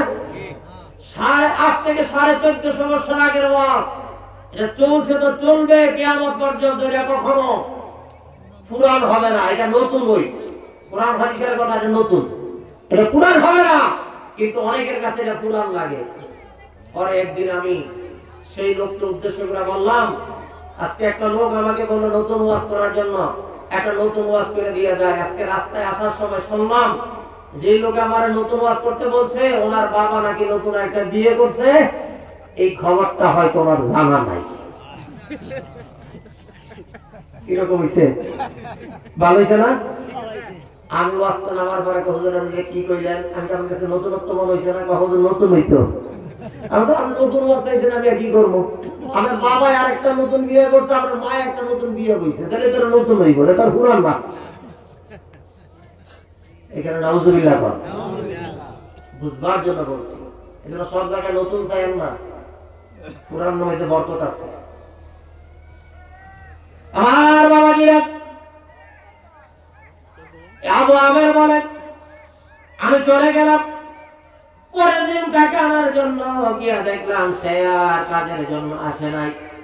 লোকদেরকে প্রশ্ন করলাম ছেলেটা কেন আসলো না, বলে প্রতিদিন কাজ করে না, একদিন কাজ করে 6 দিন ইবাদত করে, আবার ওই খাবার শেষ হয়ে গেলে আবার আসে কাজ করার জন্য। আল্লাহু আকবার। শনিবার দিন আসে। ওই বস্ত্রনগরে আবু আমের আবার চলে গেলেন। আবু আমের ওই ছেলেটার সামনে গিয়ে বললেন, বাবা তুমি কি আমার কাজ করবে? বলে হ্যাঁ, কাজের জন্যই তো বসে আছি। কত দেওয়া লাগবে? আগের মতো বললেন 1 দিনার দিবার, 1 দানিক দিবার। 1 দিনার 1 দানিক, কমও নিব না বেশিও নিব না। নামাজের সময় ছুটি দেওয়া লাগবে। যদি শর্ত মানো আমি তোমার কাজ করব, শর্ত না মানলে আমি তোমার কাজ করব না। আবু আমের বললেন আমি তো আগেই রাজি, আবারও রাজি। এবার ছেলেটাকে নিয়ে গেলেন। আল্লাহর ওলি আবু আমের বলে মনে মনে চিন্তা করলাম লোক হলো একজন, কিন্তু একটা ছেলে 10 জনের কাজ কেমনে করে এইটা তো আমার বুঝে আসে না। একটু দেখা দরকার। ছেলেটাকে কাজের মধ্যে লাগাই দিয়া এইবার চুপে চুপে তাকায় তাকায় দেখতেছে কেমনে কাজ করে। ছেলেটা যখন ওই মাটির গাড়া নিয়ে রাখতেছে, অটোমেটিকলি আল্লাহর কুদরতে পাথর আইসা মাঝখানে বসে যাচ্ছে। আল্লাহু আকবার। জোগাড়ি লাগে না, আল্লাহর পক্ষ থেকে আল্লাহ তাআলা সেই পাথর এনে দিচ্ছেন, জোগাড়ির কাজ হয়ে যাচ্ছে। আর সে শুধু ওয়াল গাঁথতেছে, আস্তে আস্তে করে উসাল করতেছে। আবু আমের বলে আমি তাকায় রইলাম আর চিন্তায় হয়রান হয়ে গেলাম, এটা কি করে সম্ভব? আল্লাহর ওলি যারা তাদেরকে সাহায্য করে কে? আল্লাহ।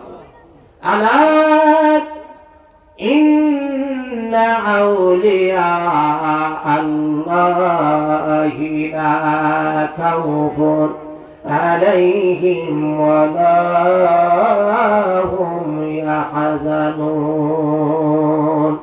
সাবধান সাবধান, আল্লাহর ওলি যারা তাদের ভয় নাই, তাদের চিন্তান্বিত হইবার কোনো কারণ নাই। আল্লাহর ওলি যারা তারা দুঃখিত হয় না, চিন্তান্বিত হয় না, তারা গম্ভীর হয় না, কারণ আল্লাহ তাআলা তার বন্ধুদেরকে ওলিদেরকে নিজেই সাহায্য করে। যদি আমরা বুঝি না, আমরা তো সেই ওলিদের বিরুদ্ধে কথা বলি। এখন মাজার ভাঙতে চাই অনেকে মাজার ভাঙতে চায়। কেন বাবা? কি সমস্যা তোমার, মাজার ভাঙবা তুমি? আল্লাহ হাদিসে কুদসির মধ্যে বলেছেন, মান আদানি ওয়ালিয়ান ফাকাদ আযানতুহু বিল হক। আল্লাহ তাআলা বললেন, যদি আমার ওলির বিরুদ্ধে তুমি কথা বলো, আমার ওলির দুশমনি যদি তুমি করো, তাহলে আমি আল্লাহ তোমার বিরুদ্ধে জিহাদ ঘোষণা করে দেই। নাউযুবিল্লাহ। আল্লাহ যদি আপনার বিরুদ্ধে জিহাদ ঘোষণা করে, বাঁচতে পারবেন? উপায় আছে? উপায় নেই। এই জন্য বাবা সামনের মুখ দিয়ে সব করেন না, ক্ষতিগ্রস্ত হয়ে যাবে। আল্লাহর ওলিদের বিরুদ্ধে কথা বলবেন, একটা সময় জবান বন্ধ হয়ে যাবে। ওলিদের বিরুদ্ধে কথা বলবেন, একটা সময় হাতটা ল্যাংড়া লুলা হয়ে যাবে, পা ল্যাংড়া হয়ে যাবে, কল্পনা করতে পারবেন না। এই জন্য বলে যাই, ওলিদের বিরুদ্ধাচার করেন না। সবে আজকে হবে না সেই দিকে আলোচনা যাওয়ার, কারণ যে আলোচনাটা নিচ্ছি আমি এটা শেষ করার নিয়ত করছি। এটা নিয়ত করছি কারণ এই ওয়াজটা আজকে তরুণদের জন্য করতেছি। আজকে সমস্যাটা হলো তরুণদেরকে নিয়ে। কি বলেন, কাদেরকে নিয়ে? তরুণদেরকে নিয়ে। আমি দেখলাম গভীরভাবে চিন্তা করে, এই সারা দেশে আমি চলি, প্রতিদিনই এক জায়গা থেকে আরেক জায়গায়, যত জায়গায় গেছি, এই ইয়ং ছেলেদের আদব কায়দা কিচ্ছু বলতে কিচ্ছু না। কি যে হয়ে গেল বুঝতে পারলাম না। সমগ্র দেশে আদবের ও তাদের মধ্যে নাই। আল্লাহ যেন এই সমস্ত ছেলেদেরকে হেদায়েত নসিব করে, বলেন আমিন।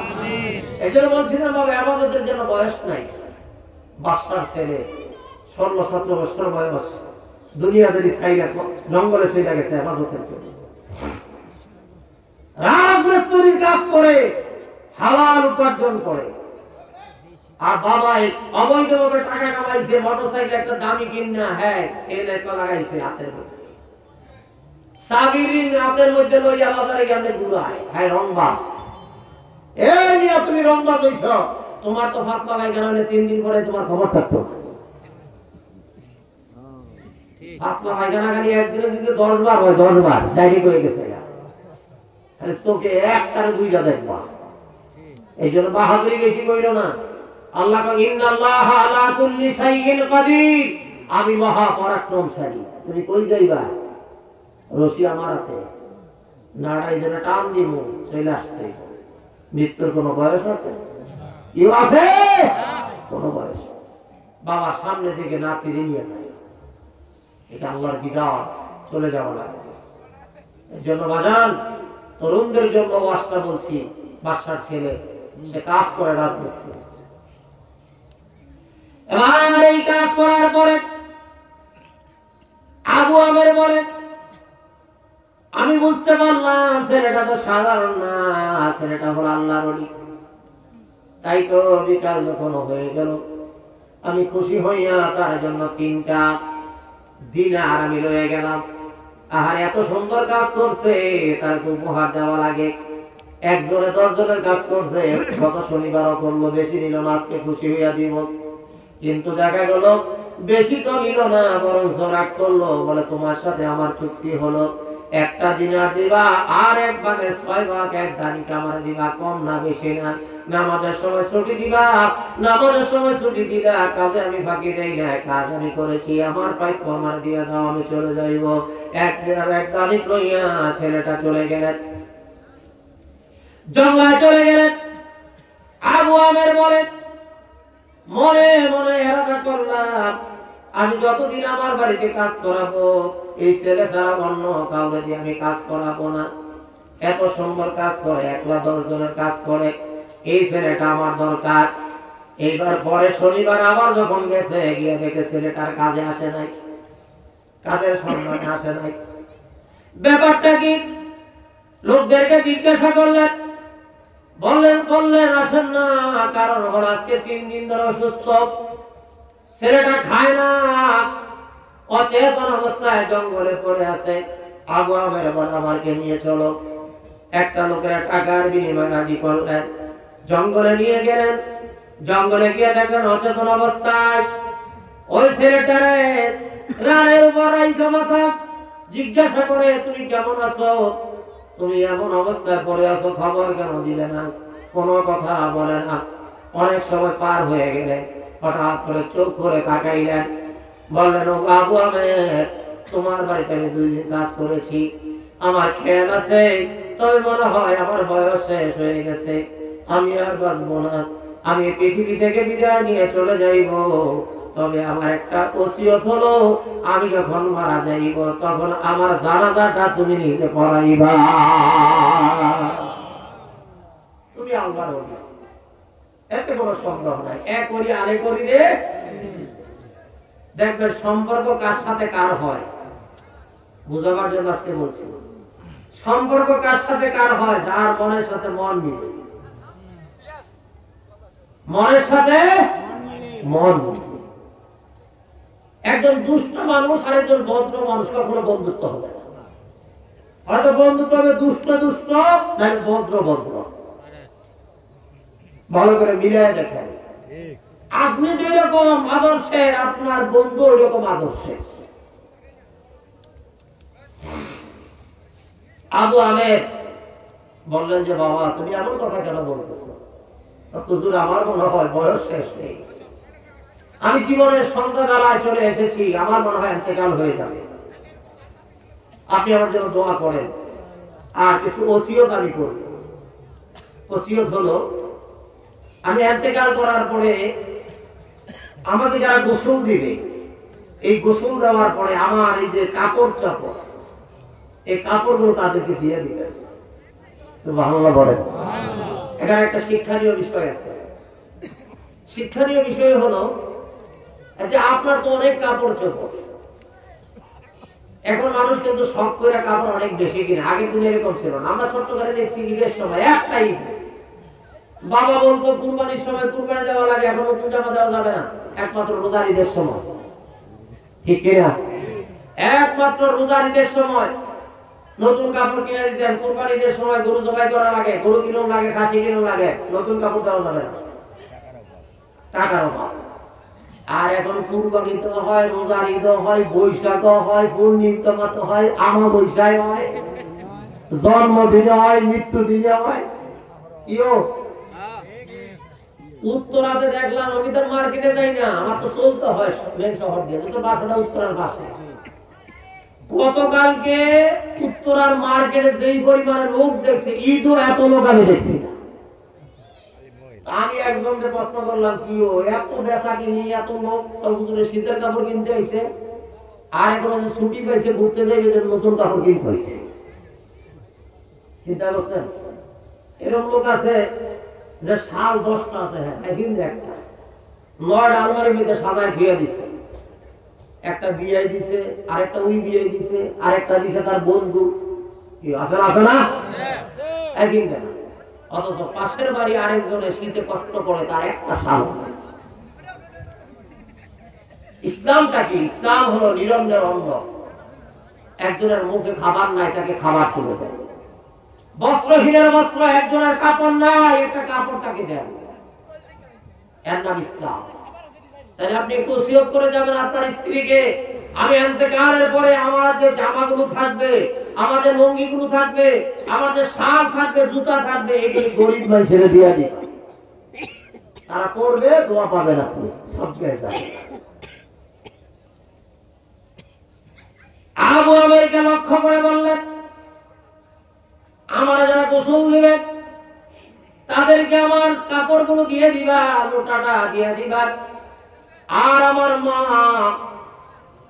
নাম বলে না, আমার মা আমাকে একটা আংটি দিয়েছিল, এই আংটিটা তুমি পৌঁছাইবা আর একজিল কোরআন শরীফ। ওই ইরাকের বাদশাহ, ওই বাদশাহর দরবারে যাইয়া পৌঁছাই দিয়া বলবা, একজন পথিকের সাথে দেখা হয়েছিল, ওই পথিক বলেছে এই কোরআন শরীফ আর আংটিটা তোমার কাছে পৌঁছাবার জন্য। কথা বলতে বলতে ছেলেটা ইন্তেকাল করলেন। ইন্না লিল্লাহি ওয়া ইন্না ইলাইহি রাজিউন। সে মরে গেল। বাদশা আবু আমের বলে তাকে কবরস্থ করলাম। কবরস্থ করার পরে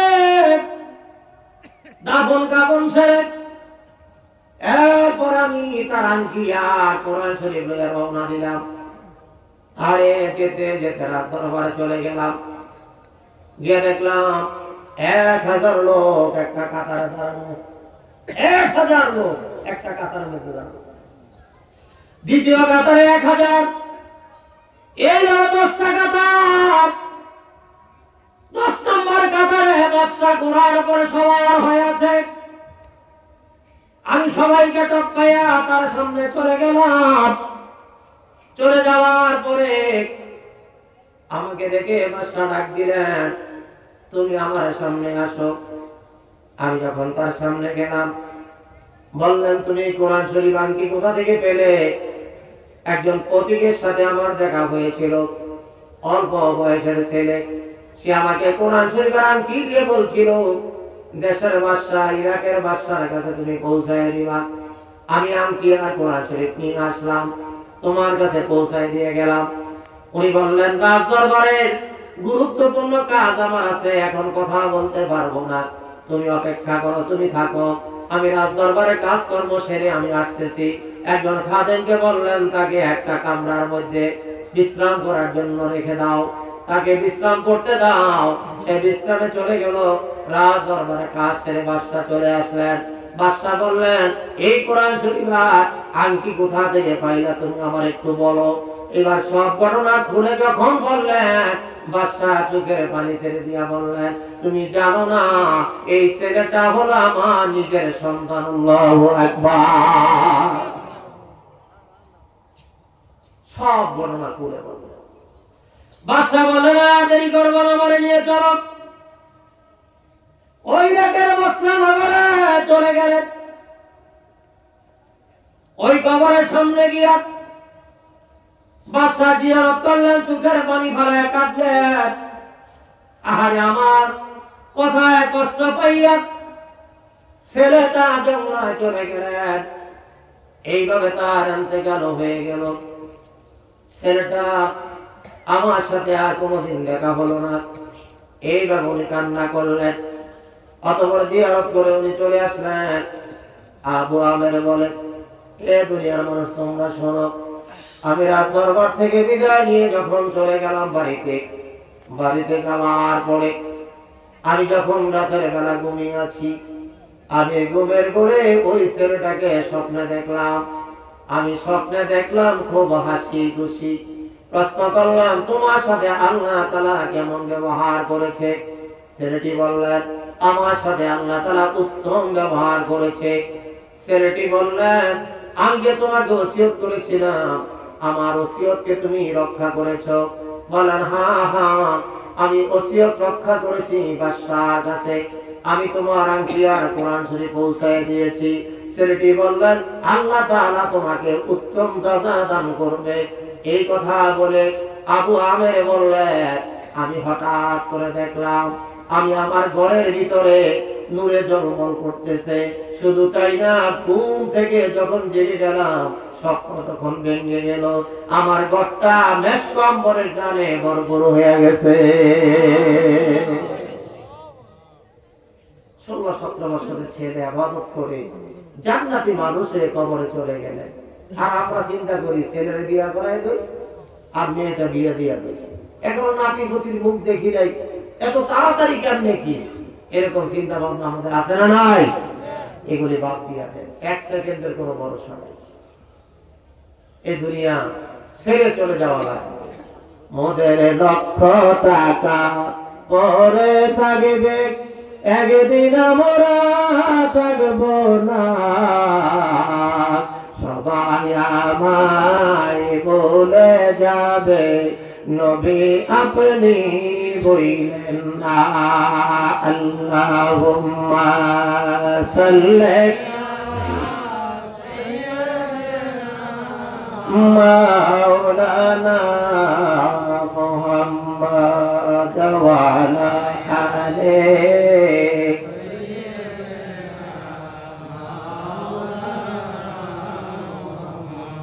আমি আলোচনার শুরুতে কোরআনুল কারীম থেকে একটা আয়াত তেলাওয়াত করেছিলাম, ইন্না আকরামাকুম ইনদাল্লাহি আতকাকুম।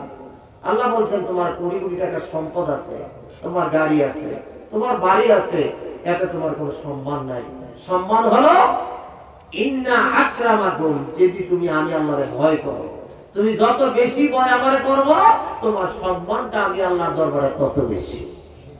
সুবহানাল্লাহ পড়ে আরো জোরে পড়ে ওলিরা ভয় করে কারে আল্লাহ এই জন্য সম্মানিত আল্লাহর ওলিরা তা আমরা যেন সেই ওলিদের পথের প্রতীক হইতে পারি আমরা যেন ইবাদত করে আল্লাহ ওলা হয়ে যেন আমরা কবর যাইতে পারি সকলে বলুন আমিন আসল মোনাজাতের আগে আরেকবার দয়াল নবীকে সালাম দেই ইয়া নবী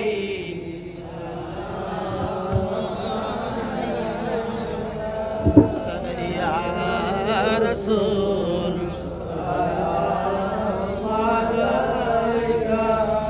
يا حبيبي سلام عليك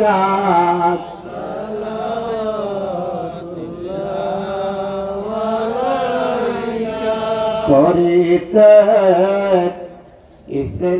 ইসলাম প্রচার শহীদা কত অত্যাচার ওহদে ভাঙ্গি লাদান দান রক্ত লাল তায় ফের ময়দান ইয়া নবী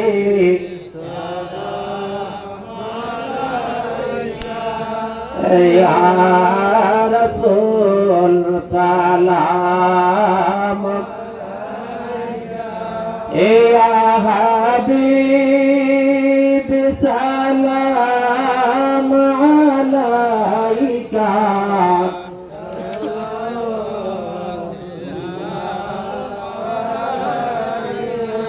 আমার মরণের কালে নবী আপনাকে নিকটে পেলে থাকবে না মরণ যন্ত্রণা এই শুধু আমার কামনা ইয়া নবী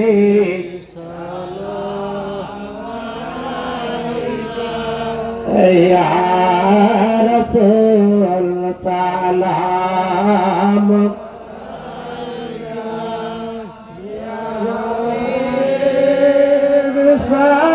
সালাম আলাইকা সালামুল্লাহ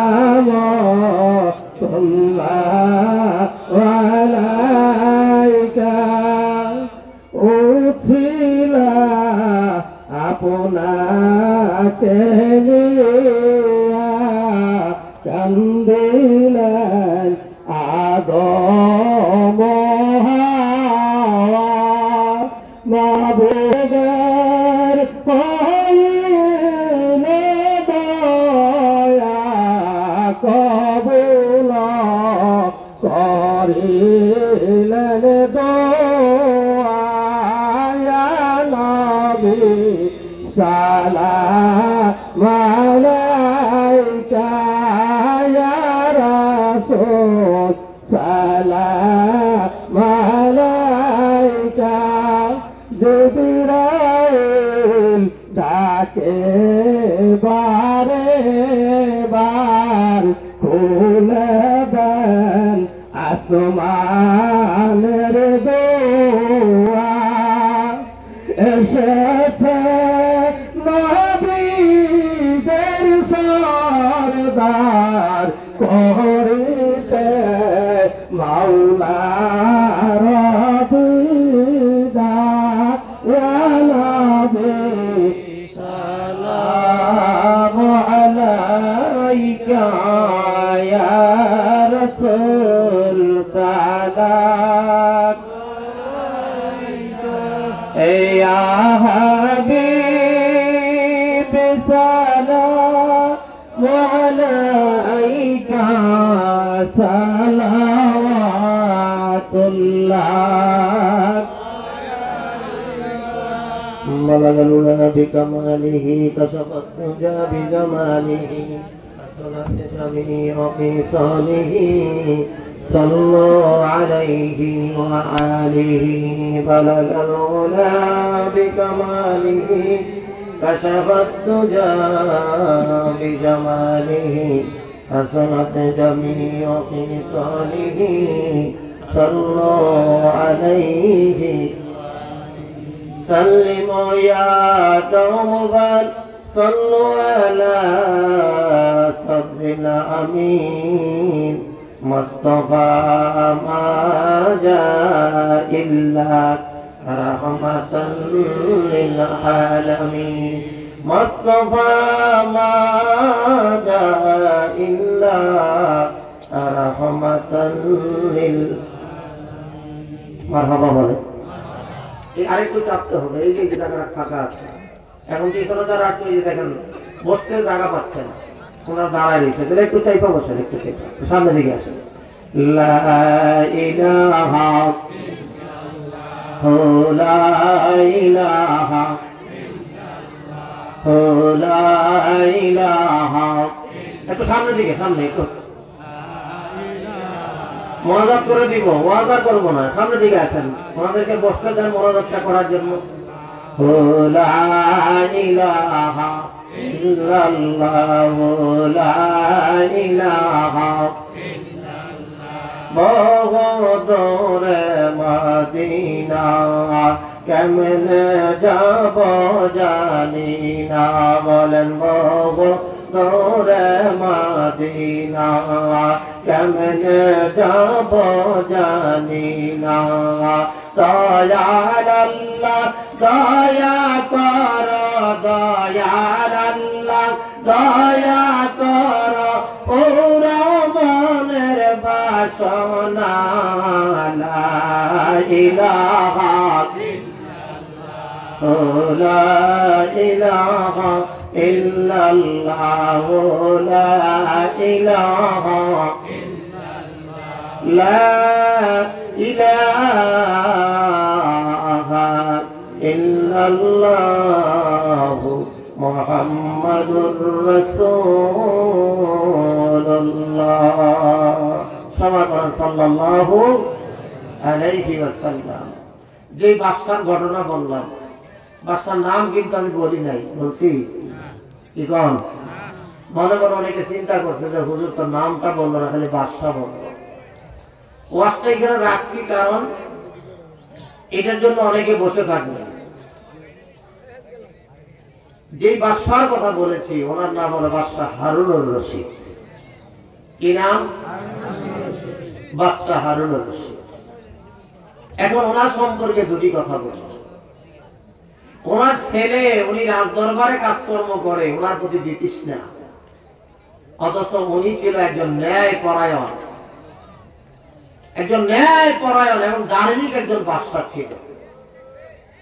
উনি যেদিন সর্বনিম্ন সবচাইতে কম নফল নামাজ পড়তেন রাত্র জাগরণ করিয়া ওই দিন উনি 100 রাকাত নফল নামাজ পড়তেন সুবহানাল্লাহ।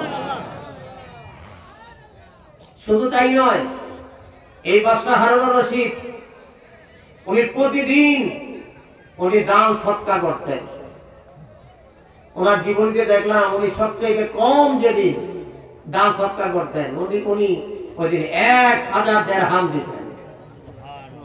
আর জোরে বলবেন না 1000 দিরহাম উনি দান সৎকার করতেন আর 100 রাকাত কি করতেন। এরপর ওনার 16-17 বছরের এই ছেলেটা ওনার এই রাজ দরবারের এই কর্মসূচিটা ওনার কাছে ভালো লাগে না।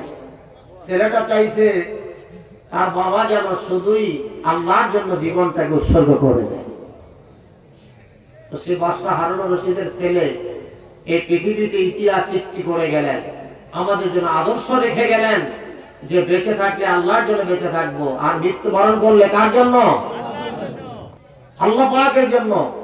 তো আমরা যেন এই পৃথিবীতে শুধু আল্লাহর জন্যই বেঁচে থাকতে পারি। সকলে বলুন আমিন। কুল ইন্না সালাতি ওয়া নুসুকি ওয়া মাহইয়ায়া ওয়া মামাতি লিল্লাহি রাব্বিল আলামিন।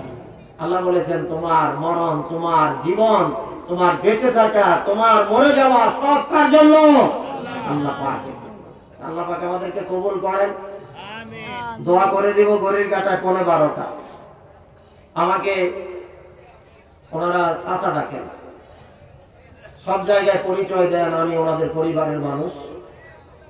তো নাজমুল আমাকে বললেন যে চাচা আমরা তো কথা বলবো না, আমাদের পক্ষ থেকে পরিবারের পক্ষ থেকে আপনি দুটি কথা বলে দোয়া করে দিবেন। 1 নম্বর কথা হলো আপনাদের তাবারুকের দাওয়াত, মোনাজাতের পরে আপনারা তাবারুক নিয়ে যাবেন। দাওয়াত পাইছেন তো ইনশাআল্লাহ? একটু হাত উঠায় দেখা তো দেখি দাওয়াত যে পাইছেন। মাশাআল্লাহ মাশাআল্লাহ। তাহলে 1 নম্বর দাওয়াত আমি দিলাম। 2 নম্বর দাওয়াত হলো এই মরহুম সরুজ আলী ব্যাপারী সাহেব যে দরবারের মুরিদ ছিল, ওই দরবারের নামটা কি বলেন দেখি? বিশ্ব জাকের মঞ্জিল, আটরশি, ফরিদপুর। এই দরবারে বাৎসরিক একটা উরস শরীফ হয় না? এই উরস শরীফটার তারিখ আগামী শুক্রবারে দরবার শরীফ থেকে আমাদের পীর কেমলাজানের বড় সাহেবজাদা ওনার একমাত্র স্থলাভিষিক্ত মহামান্য মিয়াঁভাইজান মুজাদ্দিদি সাহেব উনি ঘোষণা করবেন এই তারিখটা কবে হবে। উরস শরীফ আটরশিতে 4 দিন ব্যাপী। তো এটা তারিখটা আপনারা জানবেন, কিন্তু দাওয়াতটা আমি দিয়ে গেলাম। সে আটরশি উরস শরীফে আপনারা জীবনে যারা কখনো যান নাই তাদেরকে আমি দাওয়াত দিয়ে গেলাম যে ব্যাপারী সাহেব যে দরবারে গিয়া আল্লাহ রাসূলের জন্য পাগল হইলেন, তো সেই দরবারটা কিরকম একবার দেখার জন্য বিশ্ব ঢাকের মন্দিরে যাবেন। এটা হলো 2 নম্বর কথা। 3 নম্বর কথা হলো যে ব্যাপারী সাহেব বলে গেছেন যতদিন চন্দ্র থাকবে সূর্য থাকবে, ওনার ছেলেরা থাকবে, নাতিরা থাকবে, উনি বলছেন এই মাহফিলটা জারি এবং কায়েম থাকবে। মারহাবা পান। আপনারা কি চান? টাকা পয়সা লাগবে না, আপনাদের কাছ থেকে ওনারা কোনো টাকা পয়সা নেবেন না। এই টাকা পয়সা ওনার ছেলেদেরকে, ওনার নাতিদেরকে বলছেন খরচ করার জন্য। তারাই সম্মিলিতভাবে এই প্রোগ্রামটা করে থাকেন। তবে আপনাদের সার্বিক সহযোগিতা দরকার। যদি সহযোগিতা দরকার না করেন তাহলে মাহফিলটা কিন্তু ওনারা করতে পারবেন। আমি অত্যন্ত খুশি হয়েছি, আপনারা যতজন এখানে পুরুষ আছেন তার চাইতে ডাবল আছে মহিলা। আলহামদুলিল্লাহ। মহিলা প্যান্ডেল ভরে উপচে পড়ছে, পুরা প্যান্ডেলটা ভরে এখন তারা রাস্তায় চলে গেছে, এত মহিলা হয়েছে। আমি আশা করবো তারা ভবিষ্যতে এরকম প্যান্ডেল এই ক্ষেতের মধ্যে করবেন মহিলাদের জন্য, বাড়িতে না করবেন। আরেকটা প্যান্ডেল এরকম যাতে করে মা বোনদের কষ্ট না হয়, কারণ ওরা বাচ্চা কাচ্চা নিয়ে আসেন ওয়াজ শোনার জন্য, তো তারা যেন সুন্দরভাবে বসতে পারেন। এটা আমি এই নাজমুল, তারপরে নজরুল, তাজুল এবং এই সবচেয়ে বড় বাবাজির নাম পরে বললাম, সবুজ নাকি? বড় পাথরটা তো নিচেই থাকে, কি কম নাকি উল্টা থাকে? বড় পাথর কিন্তু সবচাইতে নিচে থাকে, এই জন্য বড় বাবাজির নামটা আমি একটু পরে বললাম। আর এই সবার মধ্যে কিন্তু মাতবরিটা একটু নাজমুলটাই সবাই মানে, কি কম মানে না? সবাই মানে। আমি দেখছি সাহেব যদি আমার কোন মিলাতে দাওয়াত দেখো নাজমুলটা জিজ্ঞাসা করেনি। এই নাজমুল যদি আমার কোনো দাওয়াত দেয় একটু নাজমুল বাইরে জিজ্ঞাসা করে। আর সরোনা নজরুল তো সবসময় দাদা লাগে, দাদার কাছে না জিজ্ঞাসা করে কিছু করা যাবে না। আজকে দেখ কঠিন তো আমার কয়ে ভালোছে। আমার যখন বিয়ে করতে গেলাম তখন দাদাই পছন্দ করছে, তো বিয়ে করলাম। বিয়ে করে আমি কইছি এই যে ওনার পছন্দে কিন্তু বিয়ে করছি আমার দাদা, মানে বড় ভাই। আমার দাদা যদি সাইডে দিতে চান সাইডও দিব, তাহলে ওইভাবেই চলতে হইব। এটা কিন্তু অত্যন্ত মূল্যবান কথা। মূল্যবান কথা না? অনেক মূল্যবান কথা। যে বড় ভাই রে ছোট ভাই কিরকম মানা মানছে, যে বড় ভাই বললে প্রয়োজনে বউ তালাক দিয়ে, তার মানে বাবাকে যে সম্মান করেছে বড় ভাইকে সেই সম্মান করেছে। আমি খুব খুশি আনন্দিত যে মরহুম সরুজ আলী ব্যাপারী সাহেবের 4টা সন্তান না শুধু, আমি তো ওনাদের টঙ্গী ব্যবসা প্রতিষ্ঠানে প্রায় যাওয়া হয়, যেহেতু আমার বাসাটা কাছাকাছি। যে ব্যাপারী সাহেবের যে নাতি এই যে মুক্তার আছে, এ আমার দেখলে নানা বইরা দূর থেকে ডাক দেয়। এরপরে তার যে ছোট ভাইগুলো আছে ব্যাপারী সাহেবের নাতিরা, তারা খুব বেশি মহব্বত করে। তো তার মানে হলো গোটা ফ্যামিলিটা তারা খুব আমাকে আপন মনে করে। এই আপন মনে করে আমিও আসি, আমি আপনাদের জন্য দোয়া করি, আমার জন্য আপনারা দোয়া করবেন। তারপর আপনি যাবেন, আপনারা যারা দাঁড়িয়ে আছেন যদি সম্ভব হয় আস্তে আস্তে করে, এই জায়গাটা একটু ফাঁকা আছে, শীতের মধ্যে কষ্ট হবে, শীতের মধ্যে আপনাদের কষ্ট হবে, এখানে চলে আসেন, এখন দোয়া হয়ে যাবে। দোয়ার আগে আসুন আমরা তওবা করি। আস্তাগফিরুল্লাহ রাব্বি মিন কুল্লি যামবিন ওয়া আতুবু ইলাইহি লা হাওলা ওয়া লা কুওয়াতা ইল্লা বিল্লাহিল আলিয়্যিল আযীম আস্তাগফিরুল্লাহ রাব্বি من كل ذنب واتوب اليه لا حول ولا قوه الا بالله العلي العظيم لا اله الا الله محمد رسول الله صلى الله عليه وسلم এই আমার বাবাদের নাম না দেখি এই আরেকজন আছে কাউসার এর নাম আমি বলে গেছিলাম এই যে নাজমুলের স্বাস্থ্য ভাই তো খুব খাঁটি মাহফিলের জন্য এই মাহফিলে দাওয়াত দেওয়ার জন্য আমি আসছিলাম ওই যে কোথায় জানি শিমুলতলায় ছিলাম মাহফিলে এরপরে সেই মাহফিলে গিয়ে আর বলতেছে যে বাবা আমি এটা তোমার করে দিতে তো যাই হোক দাওয়াত নিলাম আমার আগে যিনি বয়ান করছেন নুরি সাহেব সুন্দর বয়ান করছে নাকি কোন মাশাআল্লাহ খুব সুন্দর বয়ান করছে তো ইনশাআল্লাহ দেখে থাকলে হয়তো আগে থেকে দাওয়াত দিলে দাওয়াতে রাখবে দাওয়াত রাখবে ইনশাআল্লাহ আমি যদি বইটা দেই দরবার শরীফের এমন কোনো বক্তা নাই যে দাওয়াত রাখবে না আমার সিনিয়র মাত্র 3-4 জন আছে আমার সিনিয়র যার তো বয়স হয়ে গেছে মুফতি আবু নাসির জিহাদি সাহেব হ্যাঁ সালাউদ্দিন সাহেব মারা গেছে তারপরে আপনার বাড়ি বানো সাহেব মারা গেছে বড় সাহেব মারা গেছে আর এই যে চাঁদপুরি সাহেব তো অসুস্থ হয়ে গেছে সালে সাহেব অসুস্থ হয়ে গেছে আর বাকি যারা আছে সব আমার জুনিয়র যদি আমার সাথে অনেকের ফাঁকনা দাড়ি সব দাড়ি পাকিয়ে গেছে কিন্তু আমার জুনিয়র আমি দরবার শরীফে গেছি 1973 সালে আছে কথা বলে দিয়েছে বিশ্ব জাকের মন্দির দরবার শরীফে আমি 1973 সালে প্রথম গেছি 1973 সাল আজকে 2024 সাল কত বছর হয়েছে বাড়িতে হিসাব করেন এখন হিসাব করার দরকার নেই এটা কর গুণ তৈরি কি কর গুণ তো হবে না এদিক থেকে 24 বছর আর ওই দিক থেকে কত হ্যাঁ 27 এইবার হিসাব করে এখন এই 51 বছর বয়স দরবার শরীফে আসার নামাতে খেদমত তো কিছু করতে পারি না আমার ছাত্র জীবন শুধু দরবার শরীফে 12 বছর এখন যারা ফেভারিট বাংলাদেশের মধ্যে আমাদের দরবার শরীফের যারা পপুলার বক্তা যেগুলি খুব মার্কেট গরম বর্তমানে আমি যখন কামেল পাস করলাম 95 এগুলি তো আমার মাদ্রাসায় ভর্তি হয়েছে না করোনায় ভর্তি হয়েছে আমার তো দাদা আপনাদের দেখি নাই তখন পরে শুনলাম যে গাজীপুরি সাহেব দরবার শরীফের মাদ্রাসার পুরান ছাত্র আছে কথা বুঝছেন না এই কারণে আমি যদি কাউকে বইলা দেই যে তুমি দাওয়াতটা নিয়ে অন্তত দাওয়াতটা রাখবে কিন্তু সম্মান আপনাকে রাখতেই সবাই তার গাজীপুরি সাহেব না কি কন গাজীপুরি সাহেবের কোনো ডিমান্ড নাই টেয়া পয়সা চায় না যেন এখানে যায় না সবার কিন্তু বিষয়টা এরকম না আসলে আমরা দোয়া শরীফ আল্লাহুম্মা আমিন জীবনের পুঞ্জীভূত গুনার কথা স্মরণ করে জীবনের শেষ মুনাজাত মনে করে চোখের পানিগুলো ঝরনার মতো ছেড়ে দিয়ে কেঁদে কেঁদে বলুন আল্লাহুম্মা আমিন ও বাবু তোমরা গুনাহগার মিসকিন পাপী তাপির দল গত রাত্রে রহমত পালন থেকে শুরু হয়ে গেল মাহফিল আজকে গরিব কাটায় প্রায় 12টা বাজে আল্লাহ মাবুদে ওলামায়ে কেরাম বয়ান করলেন তরিকতের আমল হলো ভুল তুমি মাফ করো কবুল করো সওয়াবটুকু সোনার মদিনায় নবীজির রওজা মুবারকে পৌঁছা দাও সাহাবায়ে কেরাম তাবে তাবিন খোলাফায়ে রাশিদিন খাতুনে জান্নাত ফাতেমা জোহরা রাদিয়াল্লাহু তাআলা আনহা তিনার কলিজার টুকরা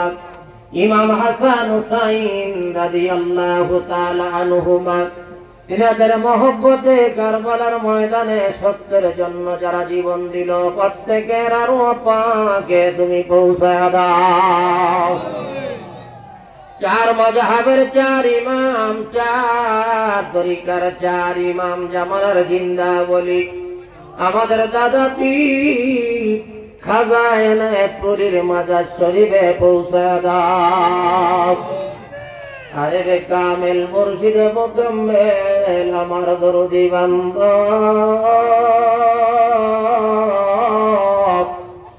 জিন্দা বলি বিশ্ব বলি খাজা বাবা ফরিদপুরি আল্লাহ পীর কেবলা জানের রোজা মুবারকে আজকের এই মাহফিলের সওয়াব পৌঁছায় দাও। পীর কেবলা জানের আওলাদ পীর বাকির বল মুরিদান জাকের বা জাকের বল মারহুমা মাকপুরা বড় পীর আম্মাজান সাহেবানী, মারহুমা মাকপুরা পীর আম্মাজান সাহেবানী, তামাম পৃথিবীতে যারা যেখানে কবর দেশে প্রত্যেকের আরওয়াহ পাকে তুমি পৌঁছা দাও।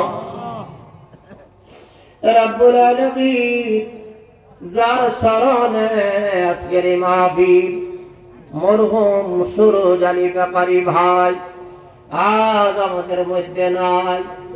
এই জলসা যখন হইতো মুনাজাতের আগে আমার পাশে এসে দাঁড়ায় থাকতো আর আমাকে বলতো, মাওলানা ভাই আমি দুইটা কথা বলবো। আমি চক্ষুটা বন্ধ করলে আজও দেখতে পাই মঞ্চের পাশে উনি দাঁড়ায় রয়েছে। আল্লাহ আমার ভাই এই মাহফিলের সামনে কবর দেশে ঘুমায়, কেমন আছে গো কবরে, খবর পাইলাম না রে মানি।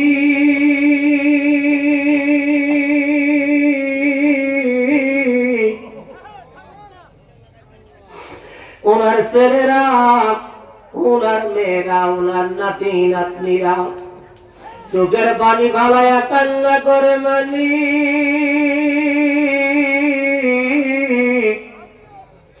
ওনার পাশে ওনার সহধর্মিনী চিরদিনের জন্য ঘুমায়, তার পাশে ওনার ছোট্ট একটা নাতি তাজুল ইসলামের ছোট্ট একটা ছেলে। আল্লাহ ছায়ে বাবুল বয়সে তুমি তারে নিয়ে গেল। ও মালিক, ব্যাপারী সাহেবের একটা মেয়ে ও দুনিয়া থেকে বিদায় নিয়ে গেছে। আল্লাহ, ও আল্লাহ তাদেরকে তুমি জান্নাতের মেহমান বানায়া দাও। ব্যাপারী সাহেবের পূর্বপুরুষ যারা দুনিয়া থেকে বিদায় নিয়ে গেলেন, এই মহল্লা থেকে যারা বিদায় নিয়ে গেলেন, জানি না কেমন আছে। আল্লাহ সকলকে তুমি জান্নাতের মেহমান বানায়া দাও। আমরা যারা হাত বাড়াইলাম, কারো মা নাই, কারো বাবা নাই, মা হারা বাবা হারা এতিমেরা কান্না করে মালিক মা বাবার কবর জান্নাতের বাগান বানাইয়া দাও।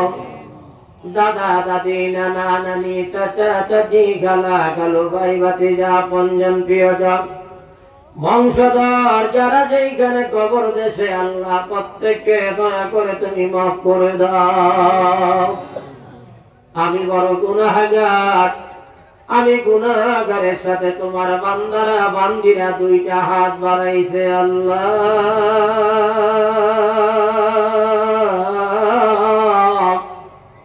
ও আল্লাহ, একবার রহমতের নজরে তাকাও। মোদের জন্য মায়া লাগেনি গো আল্লাহ, আমাদের জীবনের গুনাহ তুমি মাফ করছনি।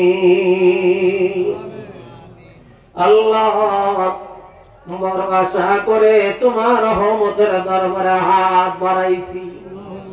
আমি যদি সারা রাত্র কথা বলতাম, তোমার বান্দারা উঠতো না, বৈশা বৈশা বয়ান শুনতো। আল্লাহ, কানায় কানায় মাহফিলের প্যান্ডেল ভরপুর হয়ে গেছে। আল্লাহ, পর্দার অন্তরালে মা বোনেরা চোখের পানি ফালায়া কান্না করে। এখন তো হাইকোর্ট বন্ধ, সুপ্রিম কোর্ট বন্ধ, এই মুহূর্তে কোন আসামি জামিন পাবে না, কিন্তু তোমার রহমতের সুপ্রিম কোর্ট একটা সেকেন্ডের জন্য বন্ধ হয় না। গুনার মামলা মাথায় লইয়া আসামি সাজিয়া কান্না করি। আল্লাহ,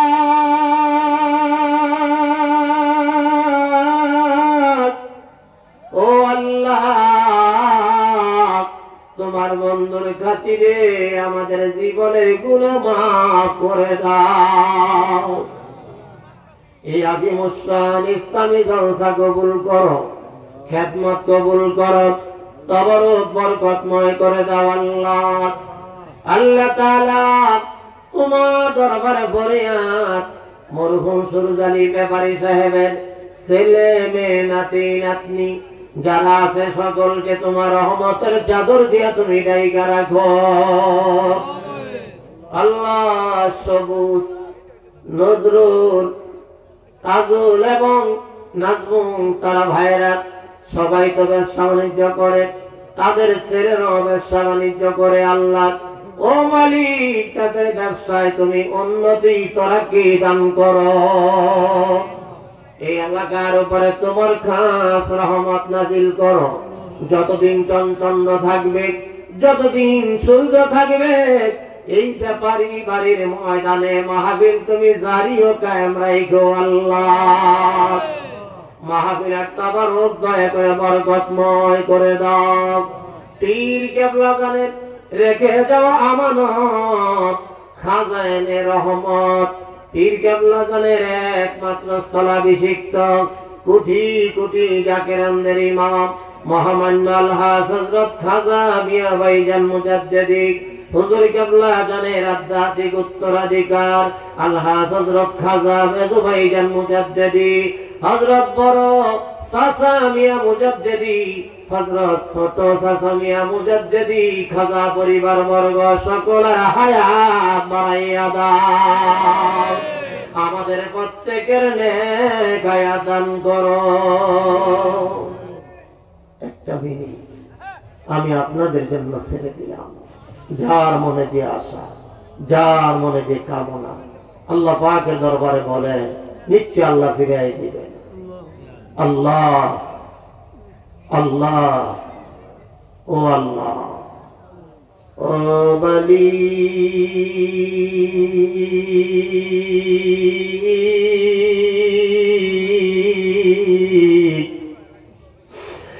মালি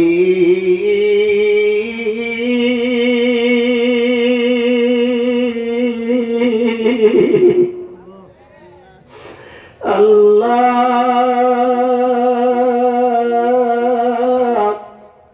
ও আল্লাহ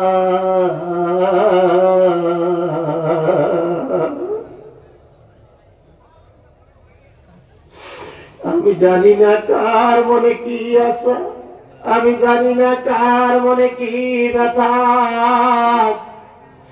জানি না কার জীবন অভাব, কার মাথায় ঋণের বোঝা, কে মিথ্যা মামলায় পড়ে গেছে, কে জানি অসুস্থ, ডাক্তার দেখায় ভালো হয় না। মনের আশা মনে লইয়া তোমার রহমতের দরবারে কান্না করে আল্লাহ ও আল্লাহ। তোমার বন্ধুর খাতিরে প্রত্যেকের মা কাছে তুমি কবুল করে নাও। আমার মা বোনদের মনে নালিশ তুমি কবুল করো।